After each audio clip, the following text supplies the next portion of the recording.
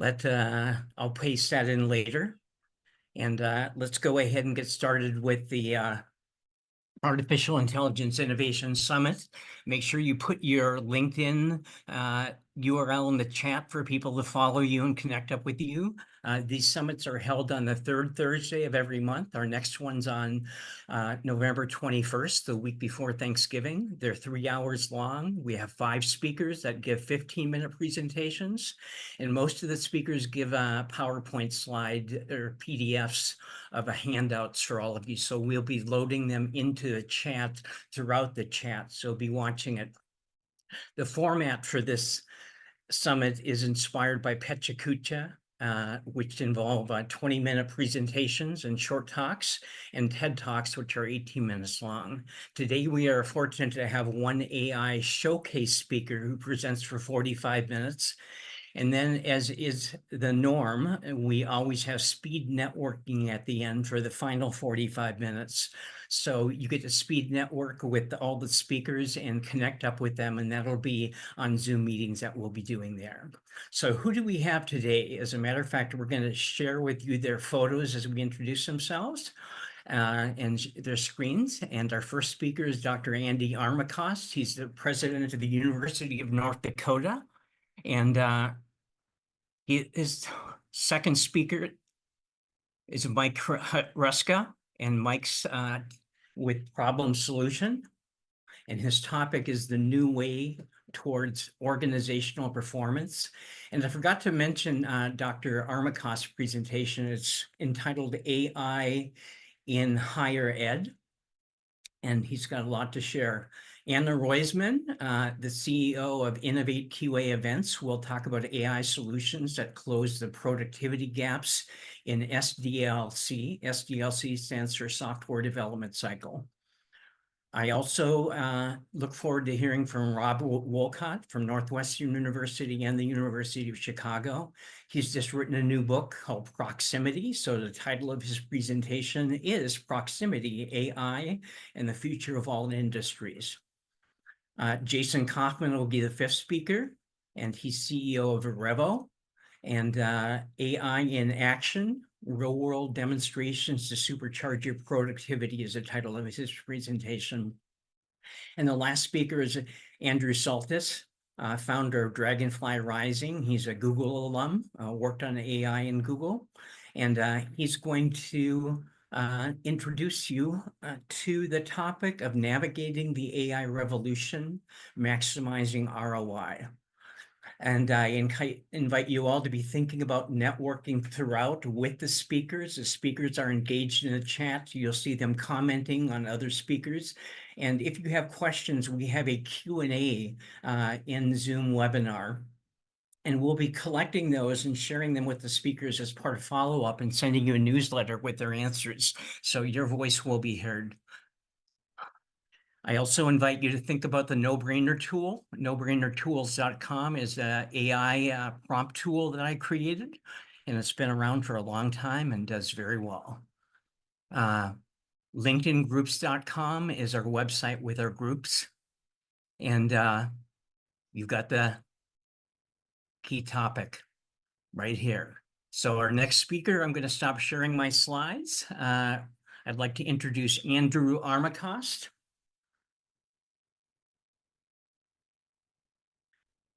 Andrew is a, hi. I want to give people a little 30-second summary of your background because it's quite fascinating. Well, I'll do that at the first part of my presentation, but I currently serve as the president of the University of North Dakota, which is here in Grand Forks. Actually, not here. I'm actually in Seattle, Washington today, but Grand Forks, North Dakota, great home, a great university that's doing amazing things, including in the world of AI. Excited to share stuff today. Well, you can share your slides now. Will do, and then we'll get rolling.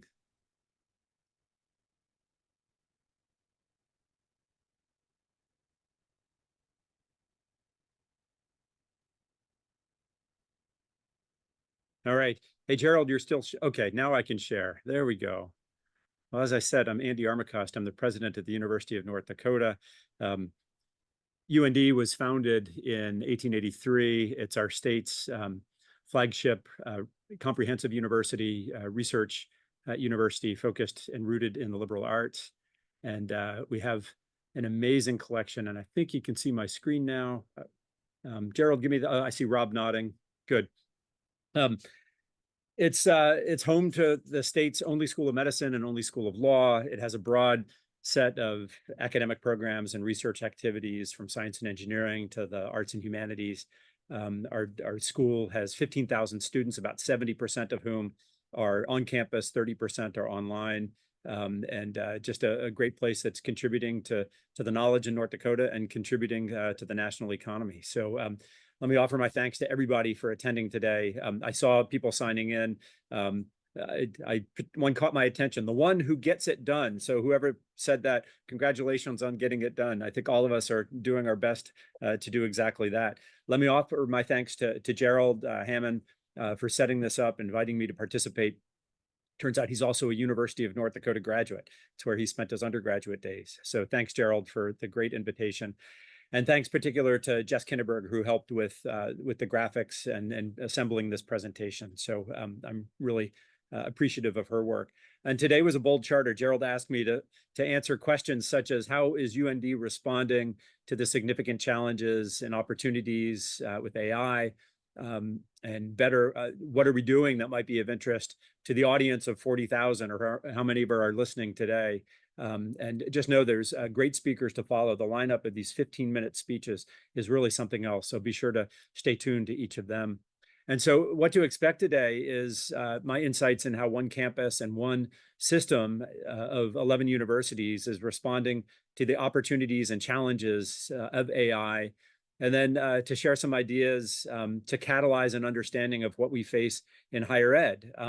And some have said higher ed will become less important in the wake of this revolution in AI. And I firmly believe the opposite is true, that what higher ed offers is certainly significant to understanding the balance of AI with being human. And but it requires on our part a sense of adaptation, collaboration, and also funding to make it happen.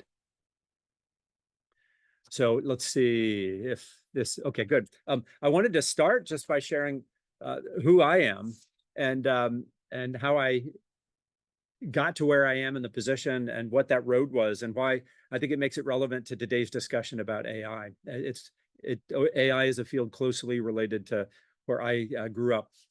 So I did my undergrad at Northwestern. You'll hear from Rob Wolcott yesterday. We were undergraduates together. We overlapped by 2 years. I did an industrial engineering degree there. Then my graduate work was at MIT, both my master's and PhD in operations research. And then my academic life, I was active duty when I was at MIT, active duty in the Air Force. And I spent 20 years at the Air Force Academy as a professor, as a department chair, and also as the dean of the faculty, or the provost, the chief academic officer.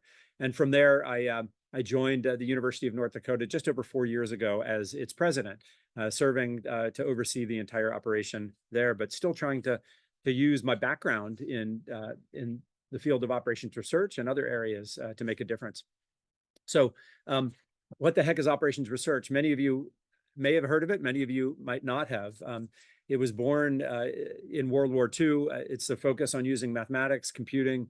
It intersects with engineering and business, but it's really about quantifying and optimizing resource allocation. And it involves in many programs optimizations, both linear and nonlinear optimization, as well as stochastic processes and queuing theory, and of course, a heavy dose of statistics as well. And so just in that description, you probably sense that it's algorithmic and very, very closely related, a cousin, as it were, to AI. So both are interdisciplinary fields. Again, focusing, OR focused on that intersection of a bunch of disciplines with applications to engineering, to science, to health, to any number of fields, just like AI. My undergraduate thesis was in using advanced algorithms, developing algorithms called interior point methods to solve linear optimization problems. My master's degree and PhD focused on other forms of optimization. In particular, my PhD was focused on large-scale combinatorial optimization problems to solve very large logistics problems. In particular, solving logistics problems for UPS, the United Parcel Service, and their overnight delivery network of airplanes. And so how can you model that mathematically and then come up with solutions using combinatorial optimization and other algorithms that benefit the company? And of course, we received actually significant acclaim for the work that we had done. This is work with Cindy Barnhart at MIT, and the impact we had was significant. Not only were we computationally able to solve problems that hadn't been solved yet, but also to make an impact organizationally at UPS. And in fact, right after the algorithms development, we were able to implement at UPS, and they've had it in play for the last couple decades, supporting their long-range network planning. So really just a great opportunity to see the power of computation and analytics to make a difference.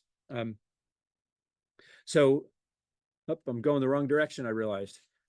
So of course, there's a direct connection between OR and AI, just through the descriptions of the development of algorithms that I shared.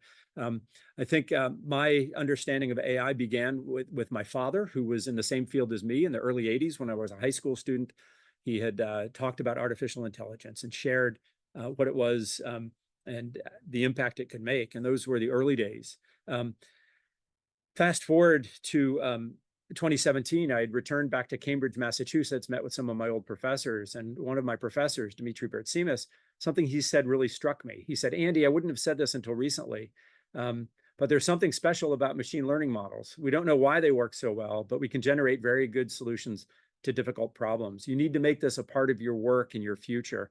And so, in fact, we adopted that mantra at the Air Force Academy when I was on faculty to launch a new data science program that focused heavily on AI.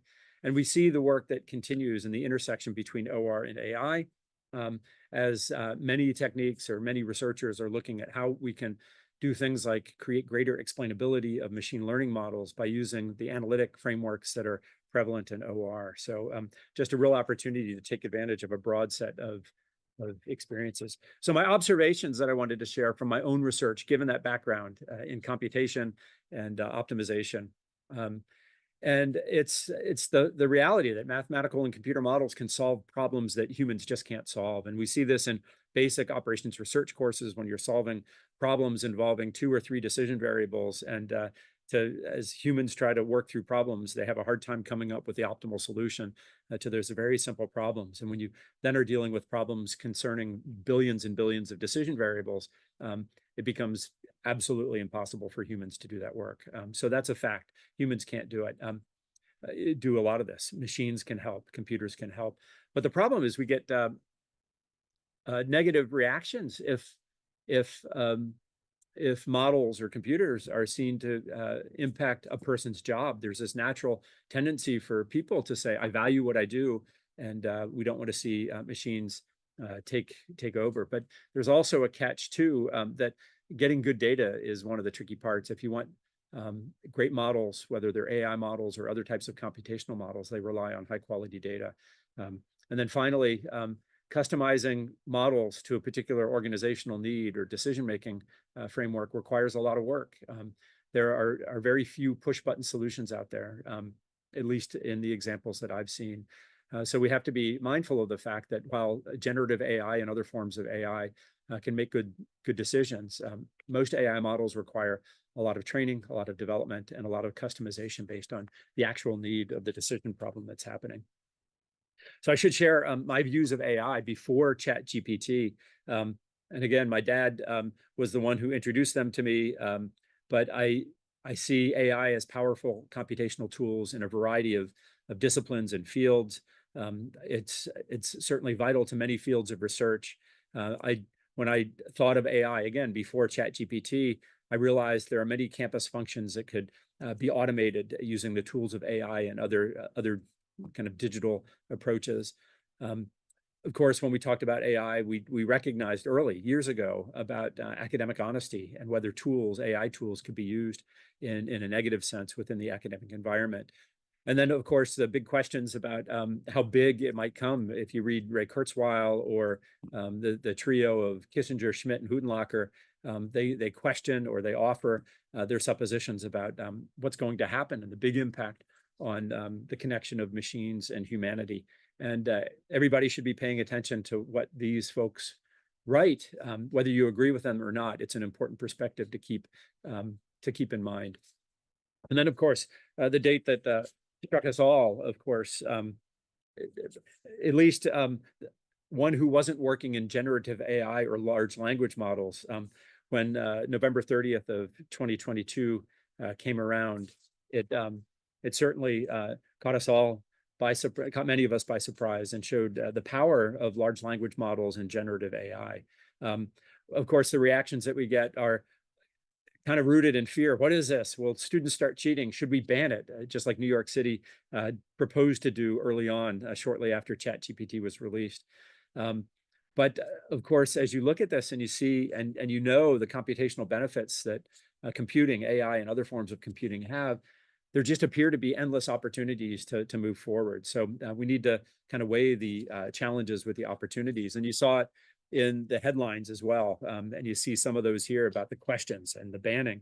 And then you see the sense of hope too about generating opportunities with AI and how it will transform decision-making. So a real mixed bag, and we still see these themes carried through today. In fact, I got 2 emails today, one talking about the promise. It was an article on the promise of AI, and one saying AI is stupid, it doesn't do anything. So we just know that there's still that debate that's happening. So in the wake of all of this in January, and this is after, you know, we played around with ChatGPT and saw its capabilities and read a lot, we established, or I established 5 campus focus areas. One is looking at how AI will impact one's field of study on a college campus, and for everybody to develop a sense of technological awareness. Then we would have to think about effective use of AI in the classroom, whether it's creating personalized tutors or whether it's helping us create syllabi, and hopefully not being used inappropriately for academic dishonesty. How can we use it in the classroom? How do we devise and create the right computing infrastructure on the campus to build upon our high-performance computing infrastructure that we already have? How do we mitigate the risks, data security, data privacy, but also the academic integrity issue? And then we launched significant numbers of discussion groups and summer seminars and opportunities for the campus to come together. And we also, beyond what we did on campus, we provided an important leadership role across the state of North Dakota and within the university system. The university system comprises 11 universities, 2 research universities, 4-year regional universities, and then 2-year community colleges, all together under one umbrella. And the resources available to each to chase the prospect of AI varies across that landscape. And so we took it as a responsibility to be a leader across the state. We launched the North Dakota University System AI Forum, a monthly meeting like this, to share ideas about what we're seeing in the world of AI. So we felt it was important for us as a flagship university to take that role. And in fact, just last week or 2 weeks ago, we hosted at Valley City State University a conference called Being Human and Working in the Age of AI. And President Al Lefebvre, who has the greatest name, because if you write Al with lowercase l, the right version, it actually can be read as AI. So I'm going to rename Al Lefebvre as AI Lefebvre. I think he's done great work at his university, Valley City State University. So it was natural, as we considered what to do in our state, to think about what other states are doing. And there was a number of states highlighted at the Association of Public and Land Grant Universities conference last year, APLU, focused on 5 universities that actually had a head start on us, on many of us, because they had invested in making their campuses kind of AI friendly well before the launch of ChatGPT. But it seemed to us that few were tackling the AI challenge across the whole system. And so this is something that caught our attention, and we realized that what we were doing in the state of North Dakota, a unified approach for all 11 schools, might in fact at that time be unique. I think there's other systems doing this kind of work right now, but we noted several things with the other schools. these were schools with strong financial backing and industry partnerships. And then also the second point was we couldn't find, again, early examples of system-wide change happening within their states. So a lot going on at UND that ties into this work. We had ongoing partnerships with NVIDIA, with our high-performance computing system, and connections with both Microsoft and OpenAI. I'll share more about those later on in the presentation. And then one of the suggestions out of the APLU session was do an inventory of how AI is being done on your campus. And so we put out a short questionnaire. And we only have 825 faculty members on campus. And what we found was that we had 165 campus members involved in AI work, which was much larger than what we had anticipated. Certainly in research areas like those that you see on the screen, but also there was broad work happening in pedagogy and how to consider ways to build AI tools and techniques into the way that we teach our courses. And furthermore, how to introduce our students to AI in meaningful ways for their time when they transition into the workforce. So we had strong indications that traditional cultural barriers were being dropped. You know, the typical belief that the only place where AI is done is in the computer science department. We had active use across the entire campus, or active interest across the entire campus to know more and to experiment.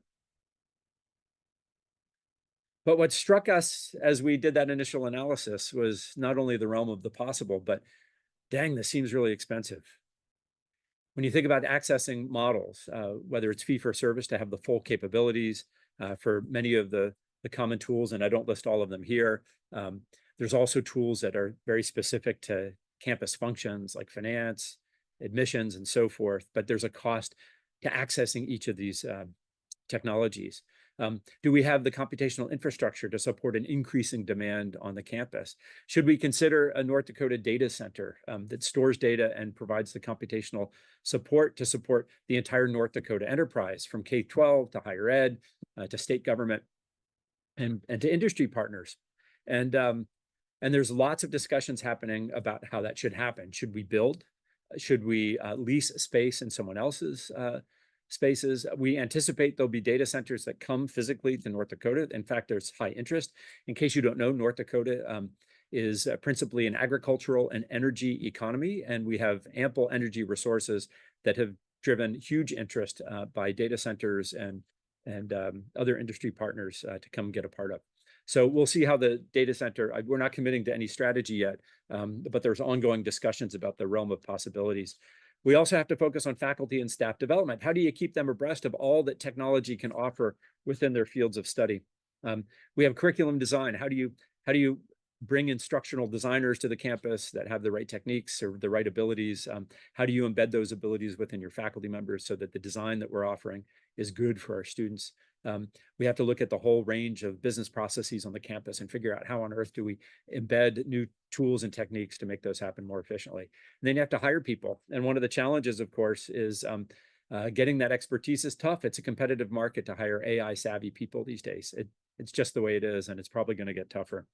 So the question is, where does the money come from? So let me tell you a quick story about a study group that emerged. We had a strategic planning initiative called Envision 2035 under our chancellor, Mark Hagerott. He's the system chancellor, and Chancellor Hagerott launched this initiative to look at 9 different areas, one of which was AI and digital sciences, really looking at curriculum issues and how do we infuse these ideas into our curricula. And this year-long strategic planning process had 8 other study groups who, when you ask them what the biggest risk and the biggest environmental impact, they all responded that it was AI and the growth of digitization. And so early in the process, we realized that our study group that was focusing on kind of academic delivery of AI and digital sciences would now be expanded to how do we look at an enterprise-wide solution across the whole university system. And so I led the study group there, and the results really looked at the following areas. I'm not going to go into the results, but we examined what do we teach, what topics, what do we teach within given fields that aren't necessarily the computational sciences, We ask the question, how do we teach and how do we operate our campuses? So in other words, the methods, the software, the hardware that we need, the infrastructure that we need to build to operate and to teach effectively in this new digital world needed to be examined. And then also, how do we amplify what it means to be human? I mentioned before that our campus is rooted in the liberal arts, even though our largest college right now is the College of Engineering and Mines. But how do we connect the two? How do we connect technology with humanity? All important. And then in addition, we want our universities to be places that are considered to be essential for the developing of the very human skills. What does it mean to be a human being and appreciate human things? What does it mean to be a critical thinker? And how do students appreciate what it is to be human in the face of this amplified technology? And we proposed a structure that would then support all 11 schools within the system, and also increase the role of the virtual system that we created years ago called the Dakota Digital Academy, which was really, how do you deliver computational related courses, computer science, data science, AI courses within an online framework, unifying all 11 schools. So we had a lot of head starts there. And so now we're still building that. But most importantly, we expanded the effort to be a statewide AI study that would link K-12 through with higher ed, with state agencies, and also with industry that exists within the state. The fortunate thing is our executive, our governor, is Doug Burgum, and you might have seen him on TV during presidential debates. But Governor Burgum was the founder of Great Plains Software, which was purchased by Microsoft back in 2001. He would later become a senior executive at Microsoft, and he was also a venture capitalist in the world of IT. True love of technology, and really is a catalyst to have us think about ways that our state can address the needs, both within higher ed and also across the state with respect to AI. So this study has an important outcome, and that's to create a legislative funding proposal to support broad investment across those agencies that I mentioned, with key focus areas on how do you govern it, how do you create an organizational design that supports consultative work that happens for the state agencies in North Dakota, how do you promote great development of a workforce through the education that you offer and the opportunities that you create, how do you build the infrastructure, whether it's a data center or on-campus computational structures that support that goal, and then what legislation do we craft? And we do have a key legislator, Josh Christie, who is he ran an IT company, a consulting company, and he's also a state legislator. So he's pivotal to how we sell the case to the broader legislature. The legislative session begins in January, and so it'll be exciting to present the case of AI, frankly, to a large number of people who are unfamiliar with how AI works and what the benefits are, as well as how do you legislate to prevent the drawbacks. So there are many opportunities that lay ahead of us, and we're building that case currently with a great team from across the state. So with that as a backdrop, I figured I should talk a little bit about where we are now on our campus. This is a picture of the University of North Dakota in Grand Forks, and a great place to exist as an academic, often forgotten because it's pretty far north. But we have an amazing research portfolio that contributes in so many ways to national security, to health, to energy, to a variety of disciplines. And so I wanted to just talk about things that we've done on campus to promote AI and to host a variety of activities that we think benefit our campus, but also the local community. We hosted Greg Brockman, co-founder of OpenAI. He's currently on sabbatical from OpenAI. He is well connected to UND. In fact, he began his collegiate academic career at UND. You might not know that. He grew up in Thompson, North Dakota, and as a high school student, took much of his coursework at UND, and then would later go on to Harvard and then MIT before saying, I'm going to go out and found some companies. So he founded Stripe and then eventually was a co-founder of OpenAI. So it was great to host him, to hear his perspectives on the future of generative AI and also the march towards artificial general intelligence. Recently, we had Palmer Luckey from Anduril Industries. Palmer invented the Oculus, the virtual reality goggles that were purchased by Facebook. Palmer gave his perspectives on AI and automation. and how autonomy is impacting both the commercial sector and the defense sector. So we've been very fortunate to be able to invite and welcome these two great national speakers to the stage at the University of North Dakota.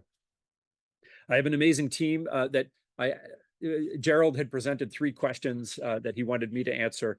I called on members of our team. These are all folks who not only contributed to some of the data that you'll see here in a minute, but also have been central to this broad adoption of AI across our campus, and also the support that we're providing across the state.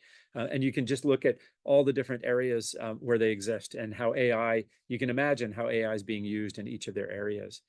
So the first question that Solution Man asked me was, how has AI changed UND? And I think it's important to recognize how it's amplified our research and discovery. And whether it's healthcare, where we're pursuing a Center for Biomedical Research Excellence through the National Institutes for Health, focused on AI, or our creation of 8 additional positions in AI, data science, and cybersecurity. We've certainly amplified our work on general autonomy and uncrewed aircraft systems. So AI has really created a catalyst to amplify the work in those areas. It's re-energized our course and lesson design. In fact, faculty are looking very carefully at how to deliver their courses in ways that are AI enabled and AI safe all at once. And I'll share more examples here in a moment. There's been a dramatic shift in many disciplines to recognize the importance of readying our students for the workforce.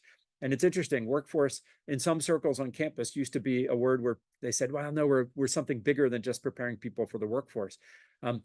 But AI has forced all disciplines to say, this is something that as we send our students forward, they need to be facile with, and they need to understand the implications of AI. So it's really done amazing work.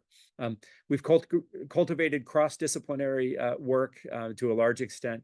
AI and the many facets of the language of AI have brought many opportunities and collaboration to the forefront, both in research and course design and campus operations.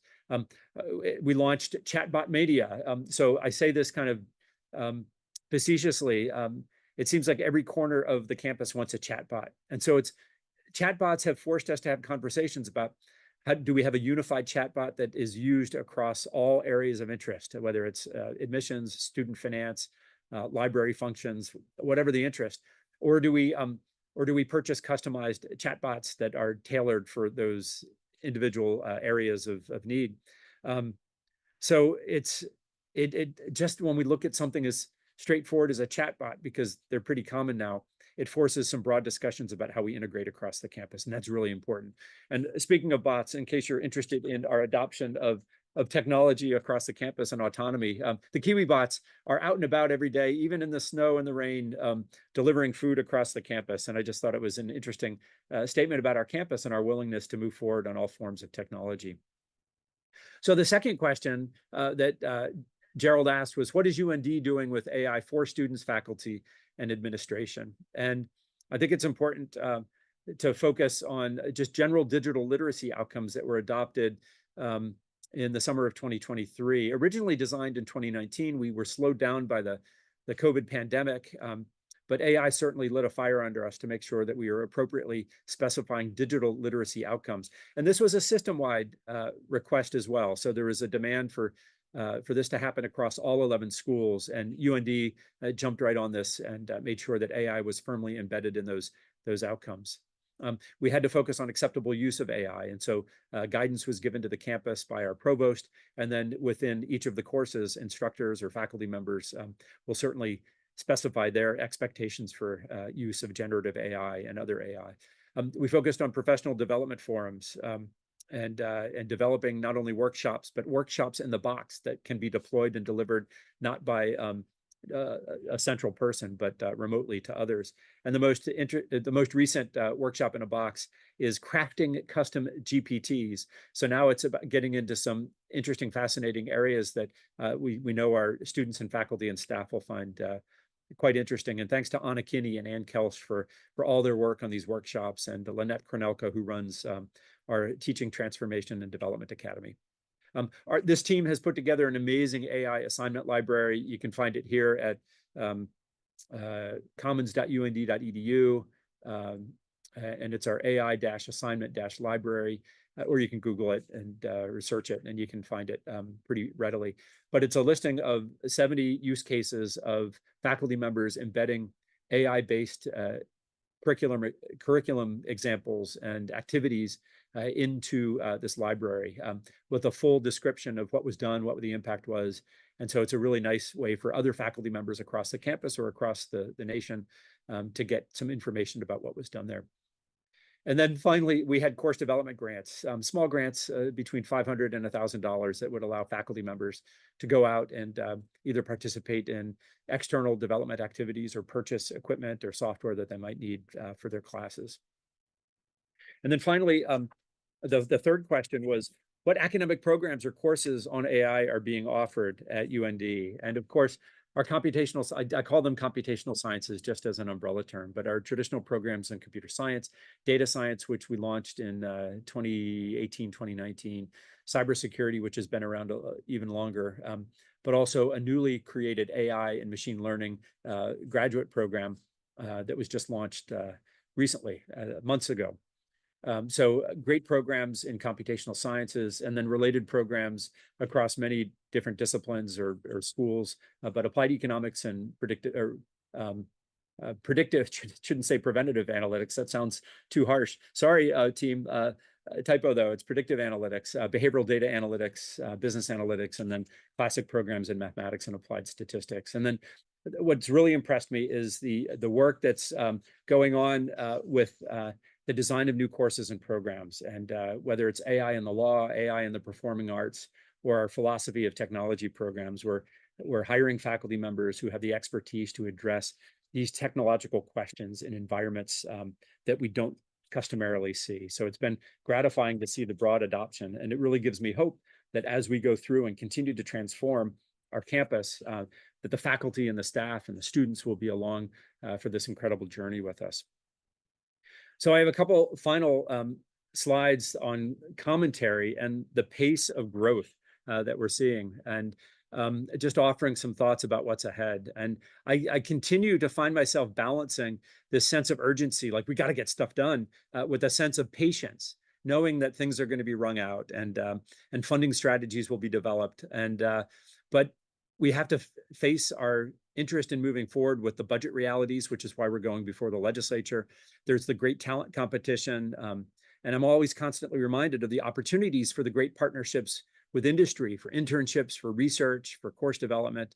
And there's ways to accelerate the progress at UND, in North Dakota, and across all of higher ed. But we're in the infancy of generative AI for sure, and the capabilities that are being fielded are incredible. I just saw more demonstrations yesterday of people playing around with new tools in music and in image manipulation or image modification. But these AI tools can identify emergent properties or behaviors. I know this through my own computational work, that things that aren't readily available or identifiable by humans become available because of AI and other tools. And so the question is, what is the extent to which AI will then be able to come up with new applications or computational approaches that are now conceived by humans? And will this meta-analysis or this meta ability exist for AI tools to be able to do? And there's some examples that reinforcement learning got to that. How can you have a higher level of thought or a higher level of computation that's done by your AI models? Or what does auto ML tell us in that experience about having kind of a loop around the models to do even deeper types of thinking and assessment? And so that's an open question, right? And things are moving at such a fast pace. We'll get better examples of how that works. So this really forces us to think about, will AI be good at words and images, or will it also be good at designing new products and systems autonomously? Or will it always require, or should it always require, the intervention of human beings to be along for the ride? Right. So these are the fundamental questions that we in higher ed need to be wrestling with, as well as our industry partners. There are many issues of technology acceptance. I said this before, people are frightened by new technology. We see that. And technology doesn't always work as planned. Take, for instance, me setting up for today's session, just the wireless network here. We had to go hardwired just in case because of some disruptions. So it's technology robustness, but also the acceptance of that technology and the doubts that the lack of robustness can create in the minds of others. And then, of course, data privacy and data security are always at the forefront. Some stand to benefit. I'm just going to be frank here. I know we have a lot of industry reps. Some stand to benefit richly from the success of these AI models, in particular, the big ones, all these new generative AI tools, and it's moving at such a pace. And so I think higher ed plays an important role because there's going to be winners, there's going to be losers, kind of an AI arms race, so to speak. And how does the desire to be first impact or compromise potentially the ethical standards that we need to understand and to implement? But higher ed expertise, I think, can help mitigate the risks of and be both an accelerator and a brake to make sure that we together are doing things right for society. And I think higher ed can play an important role there. But how do we identify that winning technology? So as a university, when I'm contemplating where to invest our money, how do I know what's legit and what's not? I think there are certainly opportunities to make guesses early on, but we'll certainly have a chance to wring that out together, both with higher ed and industry partnering together. And then we have legitimate resource issues that we're facing. And Gerald, I see you popped up. I think I'm still tracking for 6 minutes and 8 seconds, right? You're right. Okay, good. Thanks for the heads up. The legitimate resource issues as well, most notably energy and water, and lots of discussions here. And when we hear of big data-oriented companies purchasing nuclear power plants, I think 2 in Pennsylvania over the last 6 months, and the discussion of deployment of small modular reactors for nuclear power, as well as aggressive moves towards energy-rich states to figure out if data centers could be located there. We know that there are going to be legitimate resource issues, both with energy and water, and we need to be prepared to address each of those. Let me also talk about kind of the role of higher ed and sharing just some thoughts on the broad charter. And we need to prepare our students for this technology-rich future without a question, and how it applies to each of our fields. We need to connect each of our disciplines to this new environment and invest in the development. The days of faculty members stagnating and being kind of doing the same things and having productive lives, that's great, but we need also to have an eye towards the directions of the future of technology. And that's important. We need to have our universities as places of learning and development must absolutely focus on what it means to be human, keeping on focusing on the humanities and the arts. The importance of those will still remain. At the same time, how does the human being work cooperatively and in conjunction with these new technologies? And a primary role of higher ed is the dissemination of knowledge, both to students and to society. And I know that our systems of peer review, while they might seem cumbersome, they play an important role in making sure that truth is found and that technology is created the right way. They serve as a validation of new discoveries, and also I think will play an important role in the evolution and the future of AI. And this, of course, becomes trickier when copyright, trade secrets, market caps are all involved in the discussion on the commercialization side. But again, I think higher ed must continue to play a central role in all of this work. Again, I'm bright on the future of AI. I'm also cautious about what the implications are for humanity. I'm cautious on making predictions about what the future of humanity is. But I know that higher ed is a place where our newest members of of the workforce need to be well prepared, and higher ed is the place where that happens. I'm exceptionally proud of how UND is setting itself up to be one of those national leaders in the work that's happening in examining these technologies as we deploy them and as we study their impact. You can't help but have noticed last week's announcement of the Nobel Prize in Chemistry. It couldn't have come, at least for this presentation, at a more appropriate time. Certainly, the recognition of researchers from Google's DeepMind come to note, and for their work on protein folding. So this was Hassabis and Jumper, great work. Keep in mind that earlier, the Nobel Prize in Physics was awarded to Geoffrey Hinton for his work on AI and backpropagation and what it allowed for the modeling of physical systems.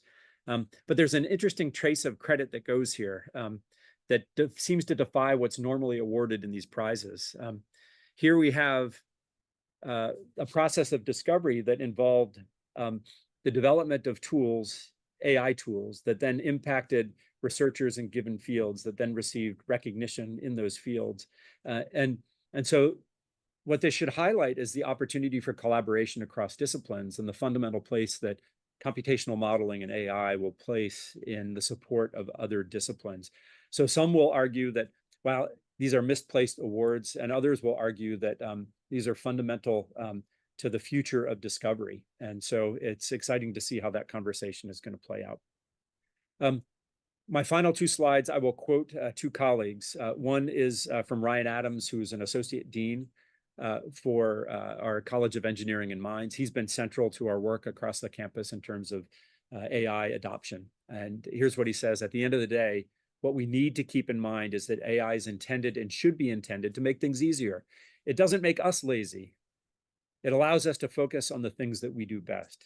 So again, focusing on that connection between technology and humanity. And then finally, from Chancellor Haggerott, who has been a national leader in discussions of AI, and he serves on the U.S. Navy's AI Advisory Committee, supporting many levels of AI work within the Navy. He talks about the role of state university systems. And I think this is important because, as I said earlier, most of the early work was going just by individual colleges and universities. Current and future waves of technological disruption will shake and then reshape education, our society, economy, and government. State university systems will be challenged to thrive, or in some cases, even to survive the disruption. But state systems have yet another calling. Across history, the academy has been a tool for society to navigate and even thrive through disruptive change, and we are being called upon to do so again, this time during the transition to a digitized, artificially intelligent world. It's a great way to end this conversation, recognizing the power that our universities systems have, what we're doing in the state of North Dakota, and then furthermore, what we're doing specifically at UND. Thank you, everybody, for your great attention. Thank you for the little emojis that you've been flying my way throughout, and enjoy the rest of the speakers. Thank you, Andy. And let's show some love to Andy Armacost. Look at all those hearts and handshakes and applause. So you covered all the questions I asked you and more. So I greatly appreciate it. Thanks, Gerald. Have a great rest of the session. Thank you. And Andy put his link in the chat. If you want to connect with him on LinkedIn, he's open to connecting with you. And if you look in the chat, you'll see the slides have been uploaded several times. So you can review what Andy had to say and maybe feed it into AI and see what new ideas you can come up with inspired by Andy. So we are moving along. We just finished a 45-minute presentation, and the chat lit up. I encourage all of you to copy the chat to a separate document so that you don't lose it when we end up with the summit. So here we are. We finished up with Andy.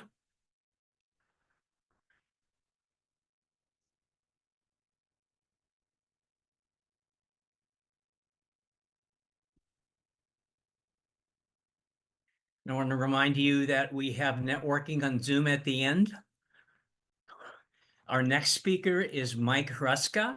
He is CEO of Problem Solutions. That's a name you won't forget.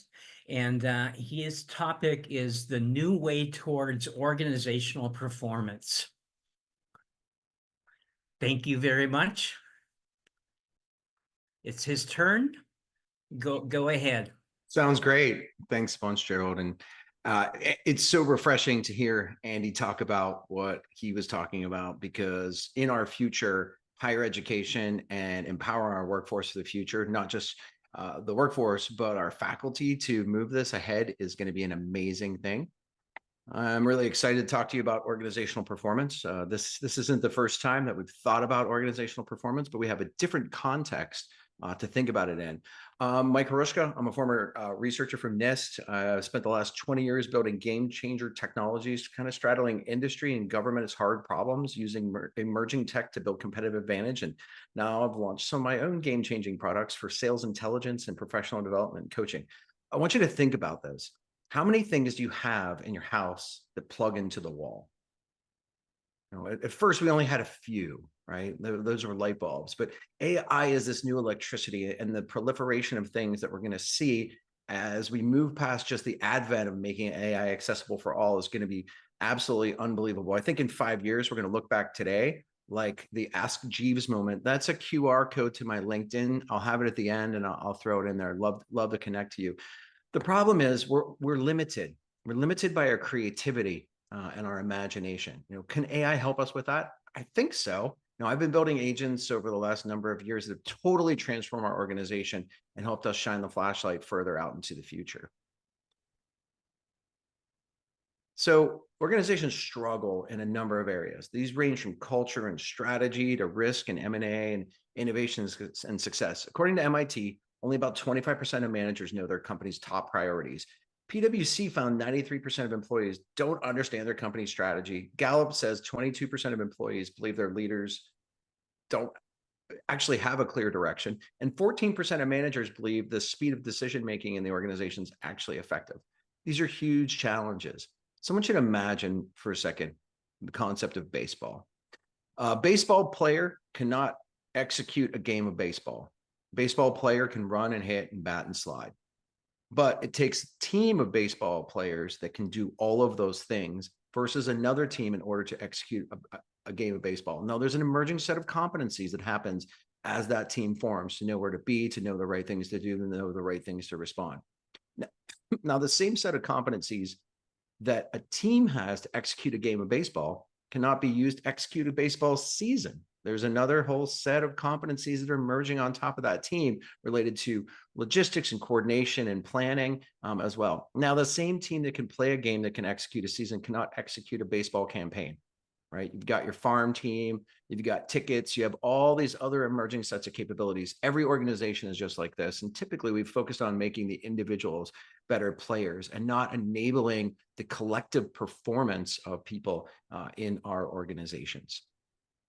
So let me tell you a little bit about our story. You know, I've spent a whole bunch of years building technologies for other people with the idea that we would eventually turn the corner and build some game changer technologies based upon our niche expertise. But what we first did was, some people would say eat your own dog food, but I say drink your own champagne, was build things that change the way that we work. And essentially forget that AI is a thing and just consider it to be really good software, and think about how really good software could augment an individual, a team, a group, and even the entire enterprise with knowledge in some ways. And so that's the idea of what we call the augmented enterprise. And so, and as an example, develop a lot of products for other people. They would come to us and we would interview them, spend an hour, spend 8 to 12 hours working to determine what the best product concept brief would be. My multi-agent product development concept brief agent does this in about 8 seconds with very limited information and does a better job than humans. Huge quantifiable value proposition. And we built these things all across our organization. You might think of this as a virtual org chart, where individuals aren't just using things like Copilot to develop and do singular tasks, but they're thought partners along the way. You might have read Kahneman's Thinking Fast, Thinking Slow, in which he posits that there's system 1 and system 2. System 2 is our evaluative and analytical thinking, and system 1 is our improv brain in some ways. But building the virtual org chart of the future is what's going to enable organizations to grow rapidly without necessarily having to grow their employees. Some organizations might do more with less. A really good book, if you want to read it, that I would recommend, that was written pre-ChatGPT 3.5, that posits a world post-ChatGPT, is The Age of Invisible Machines by Rob Wilson and Josh Tyson. They talk about some concepts in there like BTHX, or better than human experience, or intelligent digital workers, or IDWs. It's a really good guide for thinking about how to apply AI in your augmented enterprise or the organizations that you're working with along the way. So, where do organizations really need performance? Innovation and decision-making, certainly. The fact that 14% of managers think their organization makes decisions fast enough or has proper decision quality is a challenge. But this concept of collective intelligence, MIT has a Center for Collective Intelligence, but imagine knowledge flows in the organization. New knowledge is created, that knowledge flows, and people learn about that. Rob Wolcott's going to talk about it a little bit later, but how do you have the collapse between supply and demand, or close the proximity, in that gap? How do you respond to customers better, and how do you communicate better? Frankly, though, everyone has a standard set of corporate challenges: more with less, stakeholder pressure, margins, revenue growth, increasing customer value, operation efficiency, talent management, training. Everyone's facing these issues. The question becomes, how do we thoughtfully design, prioritize, and maximize the ROI of these elements along the way? And there's a couple of things, if you're a design thinking nerd like I am, that you might ask HMW questions, or how might we? How might we upskill our people? How do we select use cases and pilots? How do we take them to scale? How do we improve our processes and tools, or people and culture? And how do we do this responsibly with governance, security, and privacy? At the end of the day, though, what we're trying to really build is augmented intelligence teams, because these truly amplify the performance of an organization. So 51% of CEOs, say they're hiring for Gen AI. Accenture says that 84% of global business orgs believe Gen AI will give them a competitive advantage. Over the next 3 years, 85% of CEOs are prioritizing adoption. There's a massive pull into the market. But just because we can do something doesn't mean we should. And being thoughtful about this and situating it in the use cases of the business is important. But having a humanistic perspective is really, really important too. By 2025, 50% of the board's directors will be powered by AI. I think that's fascinating. And I think that we all should be excited about that to most of a degree. So Thomas Malone founded the Center for Collective Intelligence at MIT. And I really love the quote that he said: "From humans in the loop to computers in the group." And really, it's combinations of people and intelligent machines. I was giving a workshop for a global manufacturer, and 28 people, 4 people had ever used ChatGPT before. It's fascinating. Just taught them the state of the art of the possible, the art of the probable, use cases and augmented enterprise design, and sent them out into their way for an hour to discover their future. And I saw 2 people that were working back and forth. And I said, "What are you doing?" They said, "We're using ChatGPT." I said, "How do you use it?" And they said, "We asked it for ideas for AI in manufacturing." I said, "Start over. Tell your names, your ages, your roles, your degrees, your tenure at the company, and tell it your mission, and ask it to ask you questions to help you think through it." And they looked at me a little sideways, and then they did. When everyone came back together for the checkout, it was unbelievable the amount of ideas that it generated. That's an example of an augmented intelligence team or super team. So, reality check, by 2027, Gen AI will augment 30% of all knowledge tasks. There's huge leadership adoption in this direction, but not a lot of people agree that their organizations are educating employees. Huge opportunity for change. And not enough leaders believe that learning is really a core part of that. And not everyone's prepared to skill their workforce. I mean, these are great challenges, but illuminating these in the context of your organization is absolutely critical. So why AI? There's a ton of things that you can do with it.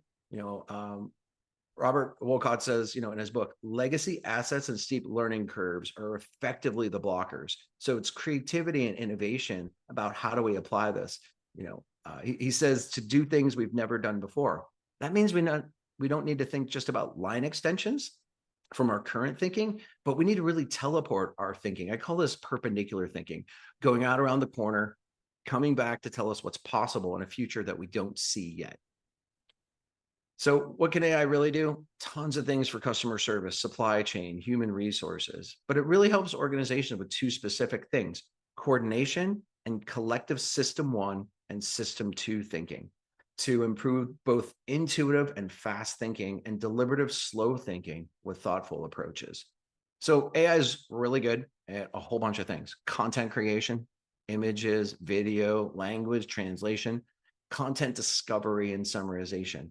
Conversational AI is improving at an unbelievable rate and really enhancing its user experience. 9 out of the 10 most funded VC investments in the AI agent space are all focused on customer experience. This collapse between customer experience and employee experience, what I call org experience, I think is an important paradigm shift in the future as we think about applying creativity and innovation. And simulations with synthetic data and prediction and digital twins in manufacturing are poised to change the landscape very quickly. Now, AI versus human is a really interesting thing.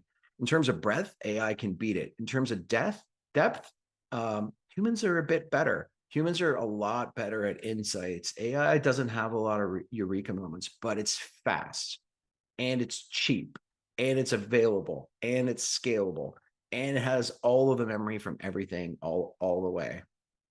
So, AI can really help us think differently. The question is, how do we harness that? And that really comes through agents. So, a number of agent use cases that I've been involved with are building coaching, advisor, consultant mentors, Socratic tutors, price negotiation, empathetic debt collection, even podcast agents and succession planning. This was a text-based agent, but was grading student literacy on an NSF-funded program, and even an advisor for parenting neurodivergent children. So we've got to address it in the flow of work. This URL here, getmaya.coach, is a product coming out of stealth mode with that is a polymorphic and personalized and adaptive coach, agent, mentor, advisor, and consultant, and can really unlock organizational potential. There's a first in line beta program coming up. So if you're interested, please fill out the form there and add me as a referral or add Gerald as a referral. AI can help us as an organization work differently. So it can help us as individuals, but also help us as teams. Sales is number one thing for every organization.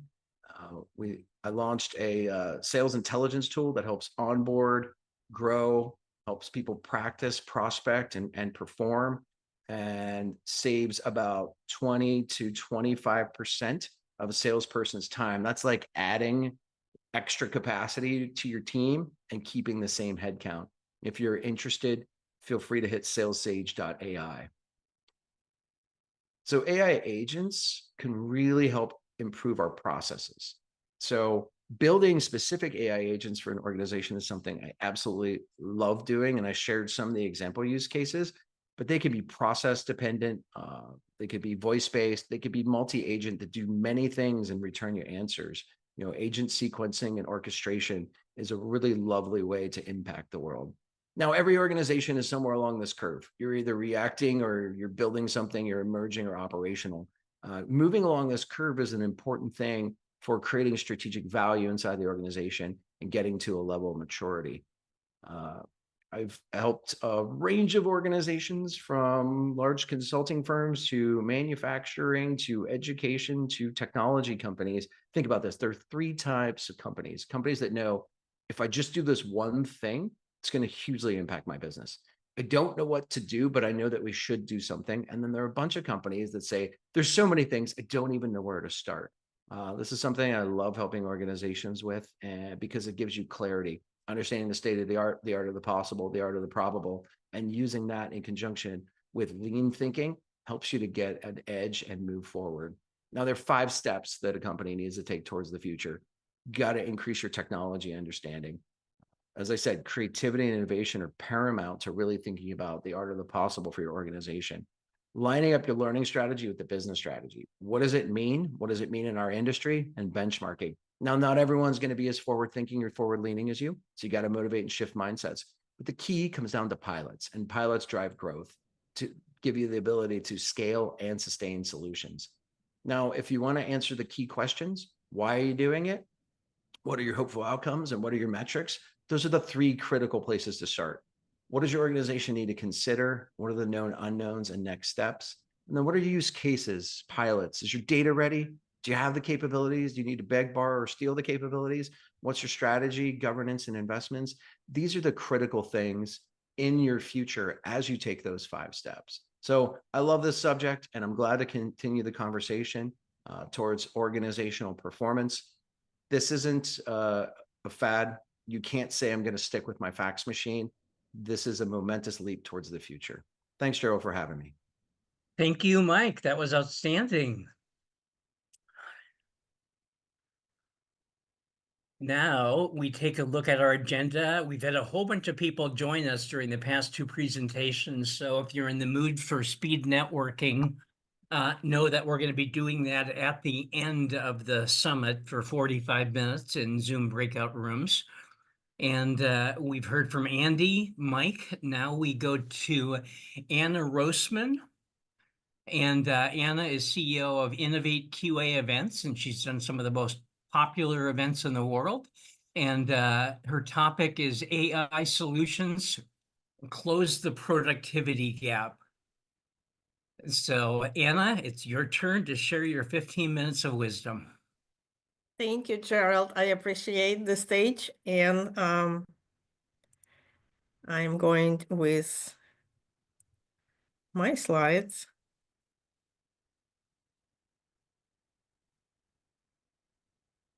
I hope that you will see.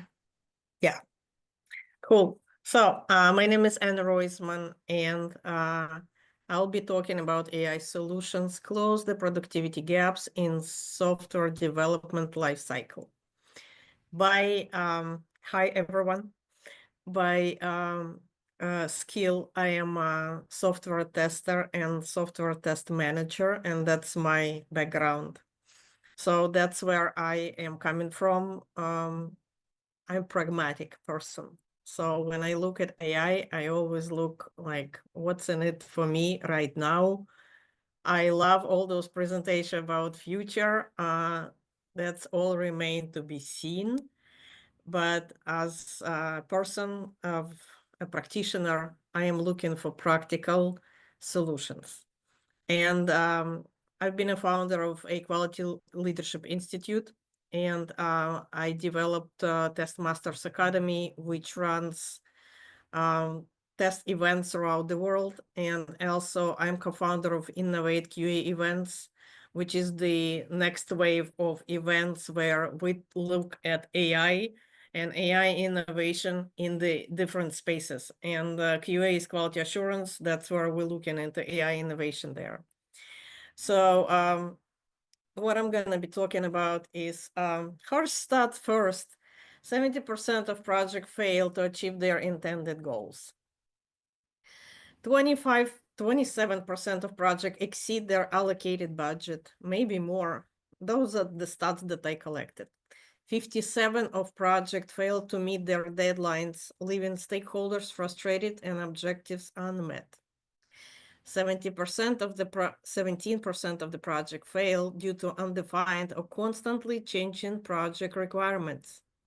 And 29% of the project failures are attributed to poor communication, and that's huge statistics.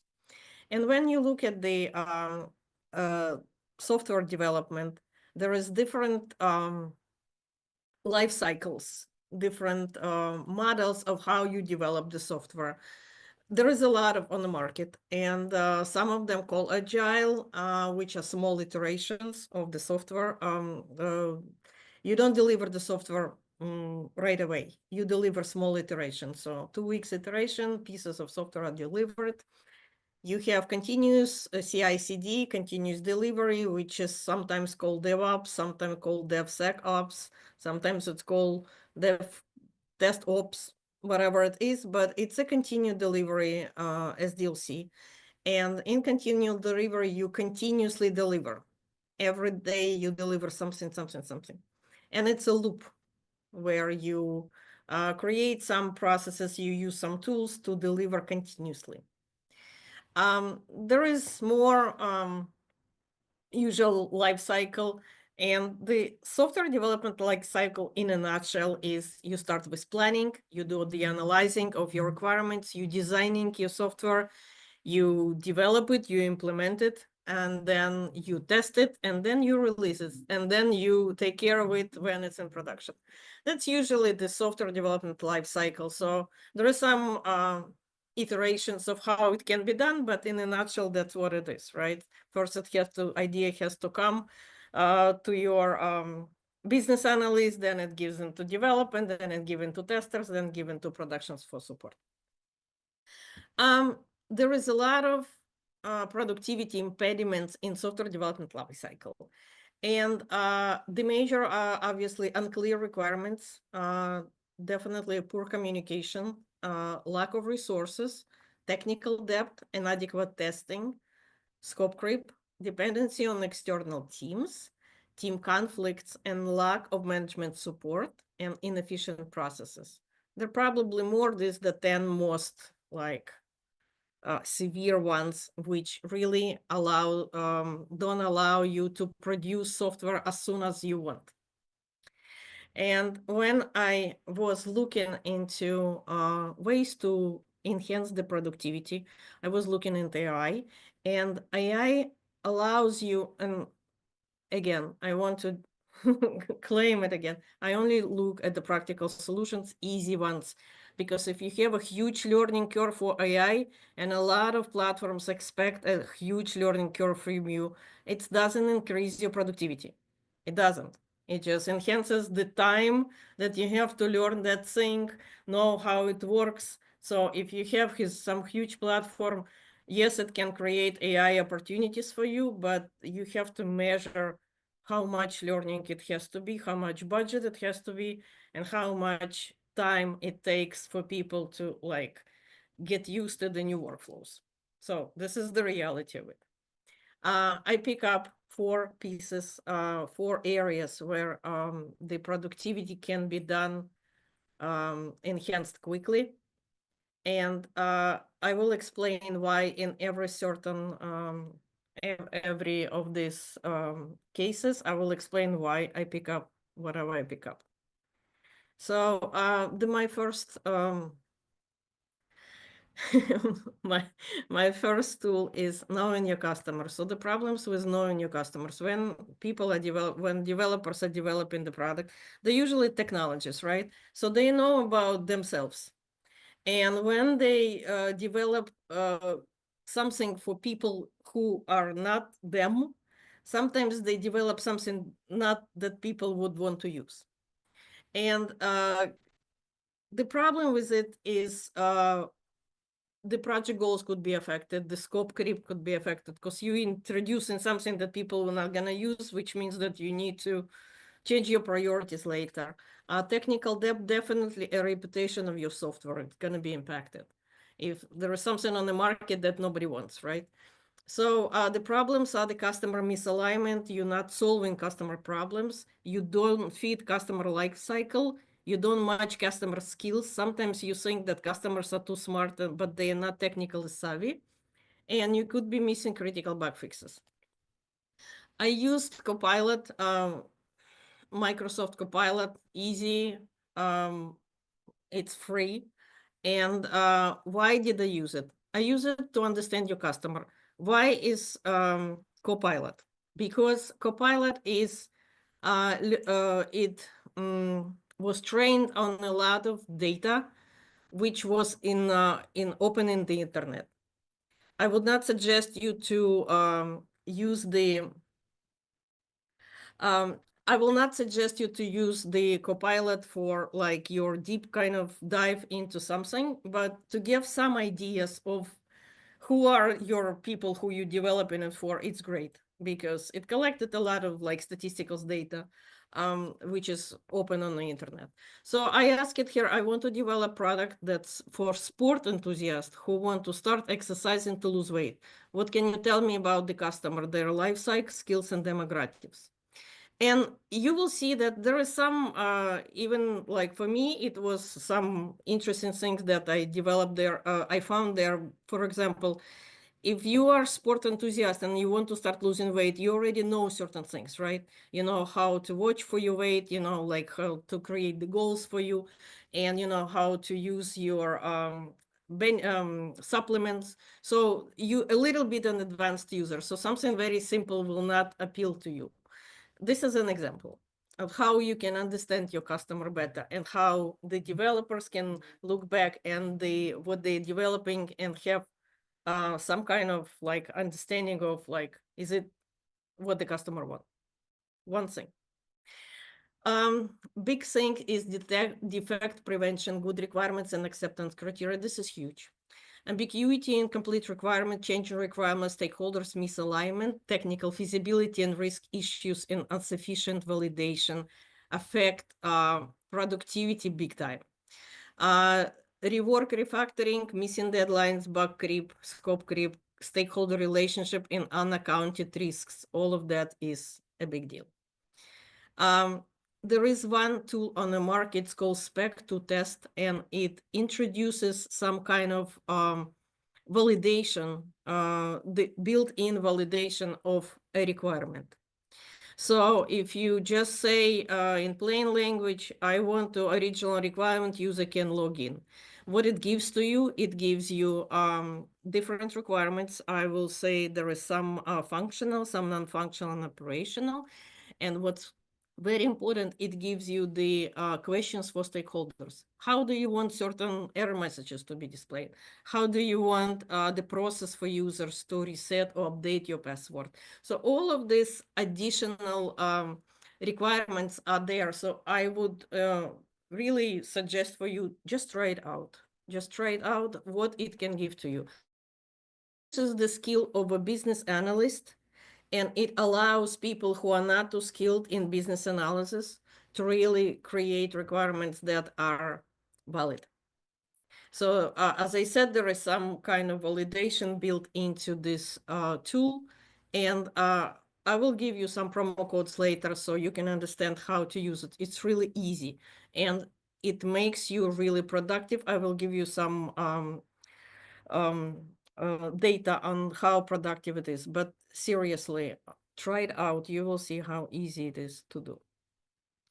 The defect detection. Another thing which is time constraint in like creating tests, running tests, reintroducing tests, maintaining tests is always a problem with it. Could be time constraint. You could be dealing with changes that requires maintenance, and it's a big deal for testing.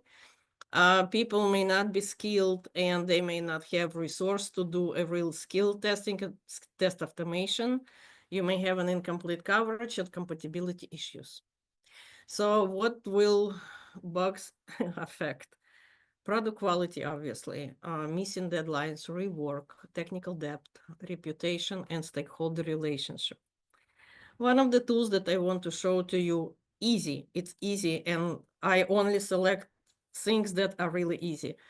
It creates a plain English language into automation. You don't need to know the skills of test automation specialist.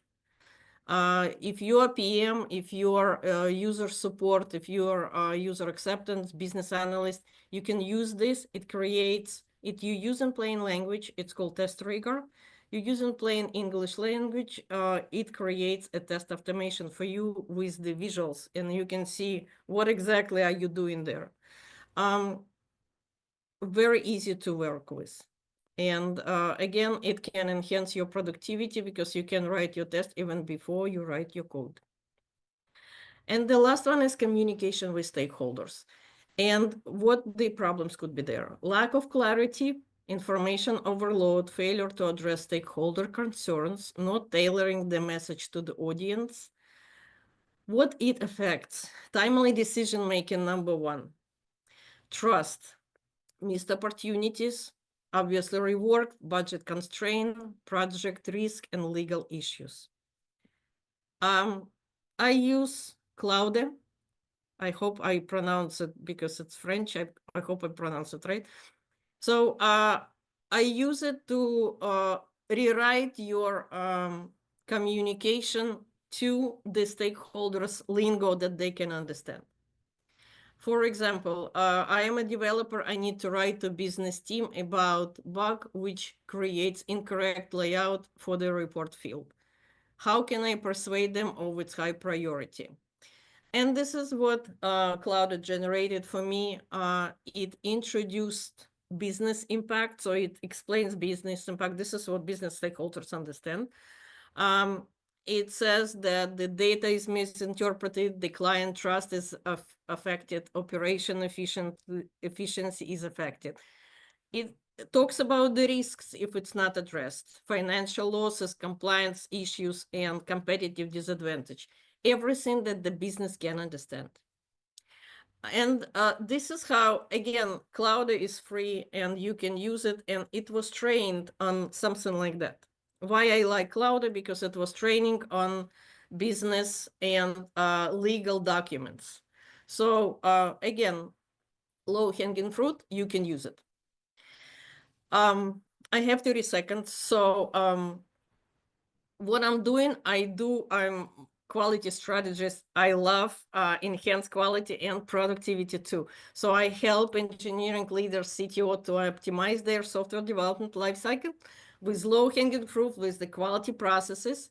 And I run cool events. I was told that, yes, my conferences are one of the best conferences in the world. I'm on the list of 20. And please try out tools, the tools that I talk about, Test Trigger and Agile AI Labs too. I gave you some promo codes. Definitely try it out because it's easy, it's low-hanging fruit, it's cheap, and it affects your productivity right away. And connect with me. Thank you so much.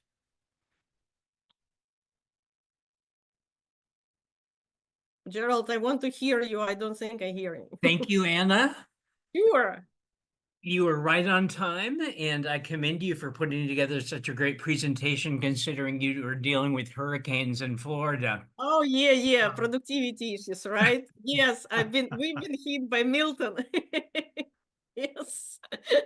We still have no electricity in outside on my street, yeah. So, but thank you all so very much for your support, and it's amazing, amazing how many people are here. Yeah, So- I will connect to you all. Just talk to me about using those tools. It's easy, and it's discount. Just try them out. It's really easy for you.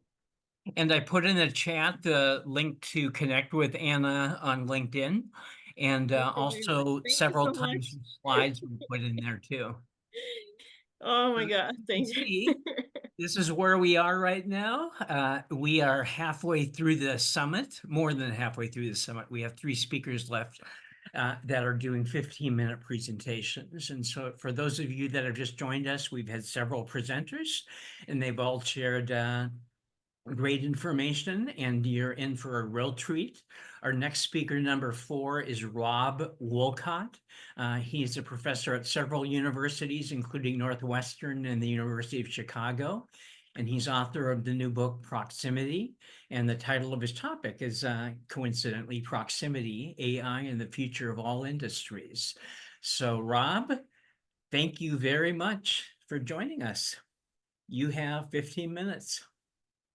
Great. Thank you so much, Gerald. It's great to be here and good to see so many friends and colleagues out there and to follow great speakers, Andy, Mike, Anna. In the 15 minutes I have with you, I'd like to share a simple yet profound concept that will help us predict the future. And that's not hyperbole. This is actually a predictive assertion, this notion of proximity. So as Gerald mentioned, it's the subject of a new book from Columbia University Press with my co-author, Kayan Krippendorf. And I'll give you the punchline, then I'll back up and share where this came from, and then give examples of how this is rolling out in the world today. So proximity asserts that digital technologies of all sorts compel value creation ever closer to the moment of actual demand in time and space. Now, know that what we're not saying is just a little better supply chain management, responding faster to customers. Of course, we've always wanted to do that for years. That's a great thing, but that's not what proximity is asserting. It's literally asserting that digital of all sorts pushes the creation of value ever closer to the moment of actual demand. In other words, encouraging us to set up technology platforms and business models that encourage us to procrastinate, to wait as long as possible for a specific need, a specific user with a specific set of demands, and then create and provide. And that's the direction of every industry the rest of our careers. So let me back up a little bit and explain where this notion came from. So in 2014, I was at a tech conference, and many of you go to tech conferences. And one of the things I noted, as you might as well, is that the second speaker sounded a lot like the first, and the third a lot like the second, and the fourth a lot like the third. And I thought, you know, we must have better foresight as to where things are going. And so that generated a question in my mind.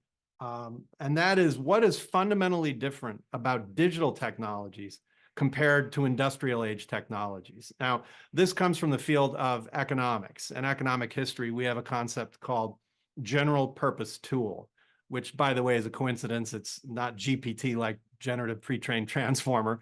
A general purpose tool is a technology that can apply to almost anything. And when it cascades across an economy, it changes basis competition. It changes how the economy and markets work. So an example would be the steam engine.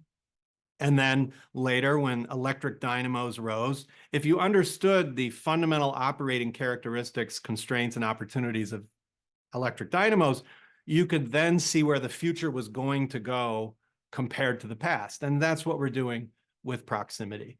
So what we saw when we asked this question, what is fundamentally different about all things digital compared to the industrial age, is digital allows us to compress more and more capabilities in smaller and smaller packages and distribute them all over the economy, ever closer to each moment in time and space. And so we're talking certainly about mobile apps and AI. I'll come back to AI in a big way, but we're also talking about rooftop solar and 3D printing and anything that is digitally enabled. Therefore, because we have this distributed capability of digital, pushing capabilities ever closer to moment of demand, this compels the production and provision of value ever closer to the moment of demand. Let me start with an example we all understand quite well, and that's video streaming. Now, I know that the content is all digitalizable, so therefore it moves at the speed of light, but we'll get to physical products in a little bit because it equally applies to physical products, experiences, really everything. So if you think about video streaming, all of video streaming is already 100% proximate. In other words, you can watch any video you want, anytime, anywhere, on almost any device. Now, by the way, in the book Proximity, we're not always saying this is all great. I mean, imagine you can binge watch the Kardashians all the time. What could possibly go wrong? But nonetheless, the point is that you can access any video content you want anywhere. So the provision of video content is already nearly 100% proximate. But the production of that video content, for the most part, is not yet. So it was probably produced months ago, maybe even decades ago, if we're watching a classic movie. But where are we right now with generative AI? We're at the knee of the curve, the very beginning of real-time creation of video content, of on the fly, in the moment, creating video content custom for that small audience, that moment, even an audience of one. Now, it's still early. If you've tried Sora or Meta Video, it's pretty cool, but it's still early. Imagine where it will be in 5 years, 10 years, 20 years, where we know things are going to go. And this isn't a guess. We know that over time, we'll be generating video content, experiential content for audiences of one, customized in the moment.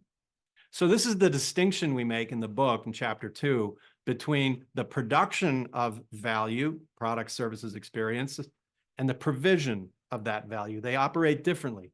Nonetheless, they're both driving toward proximity.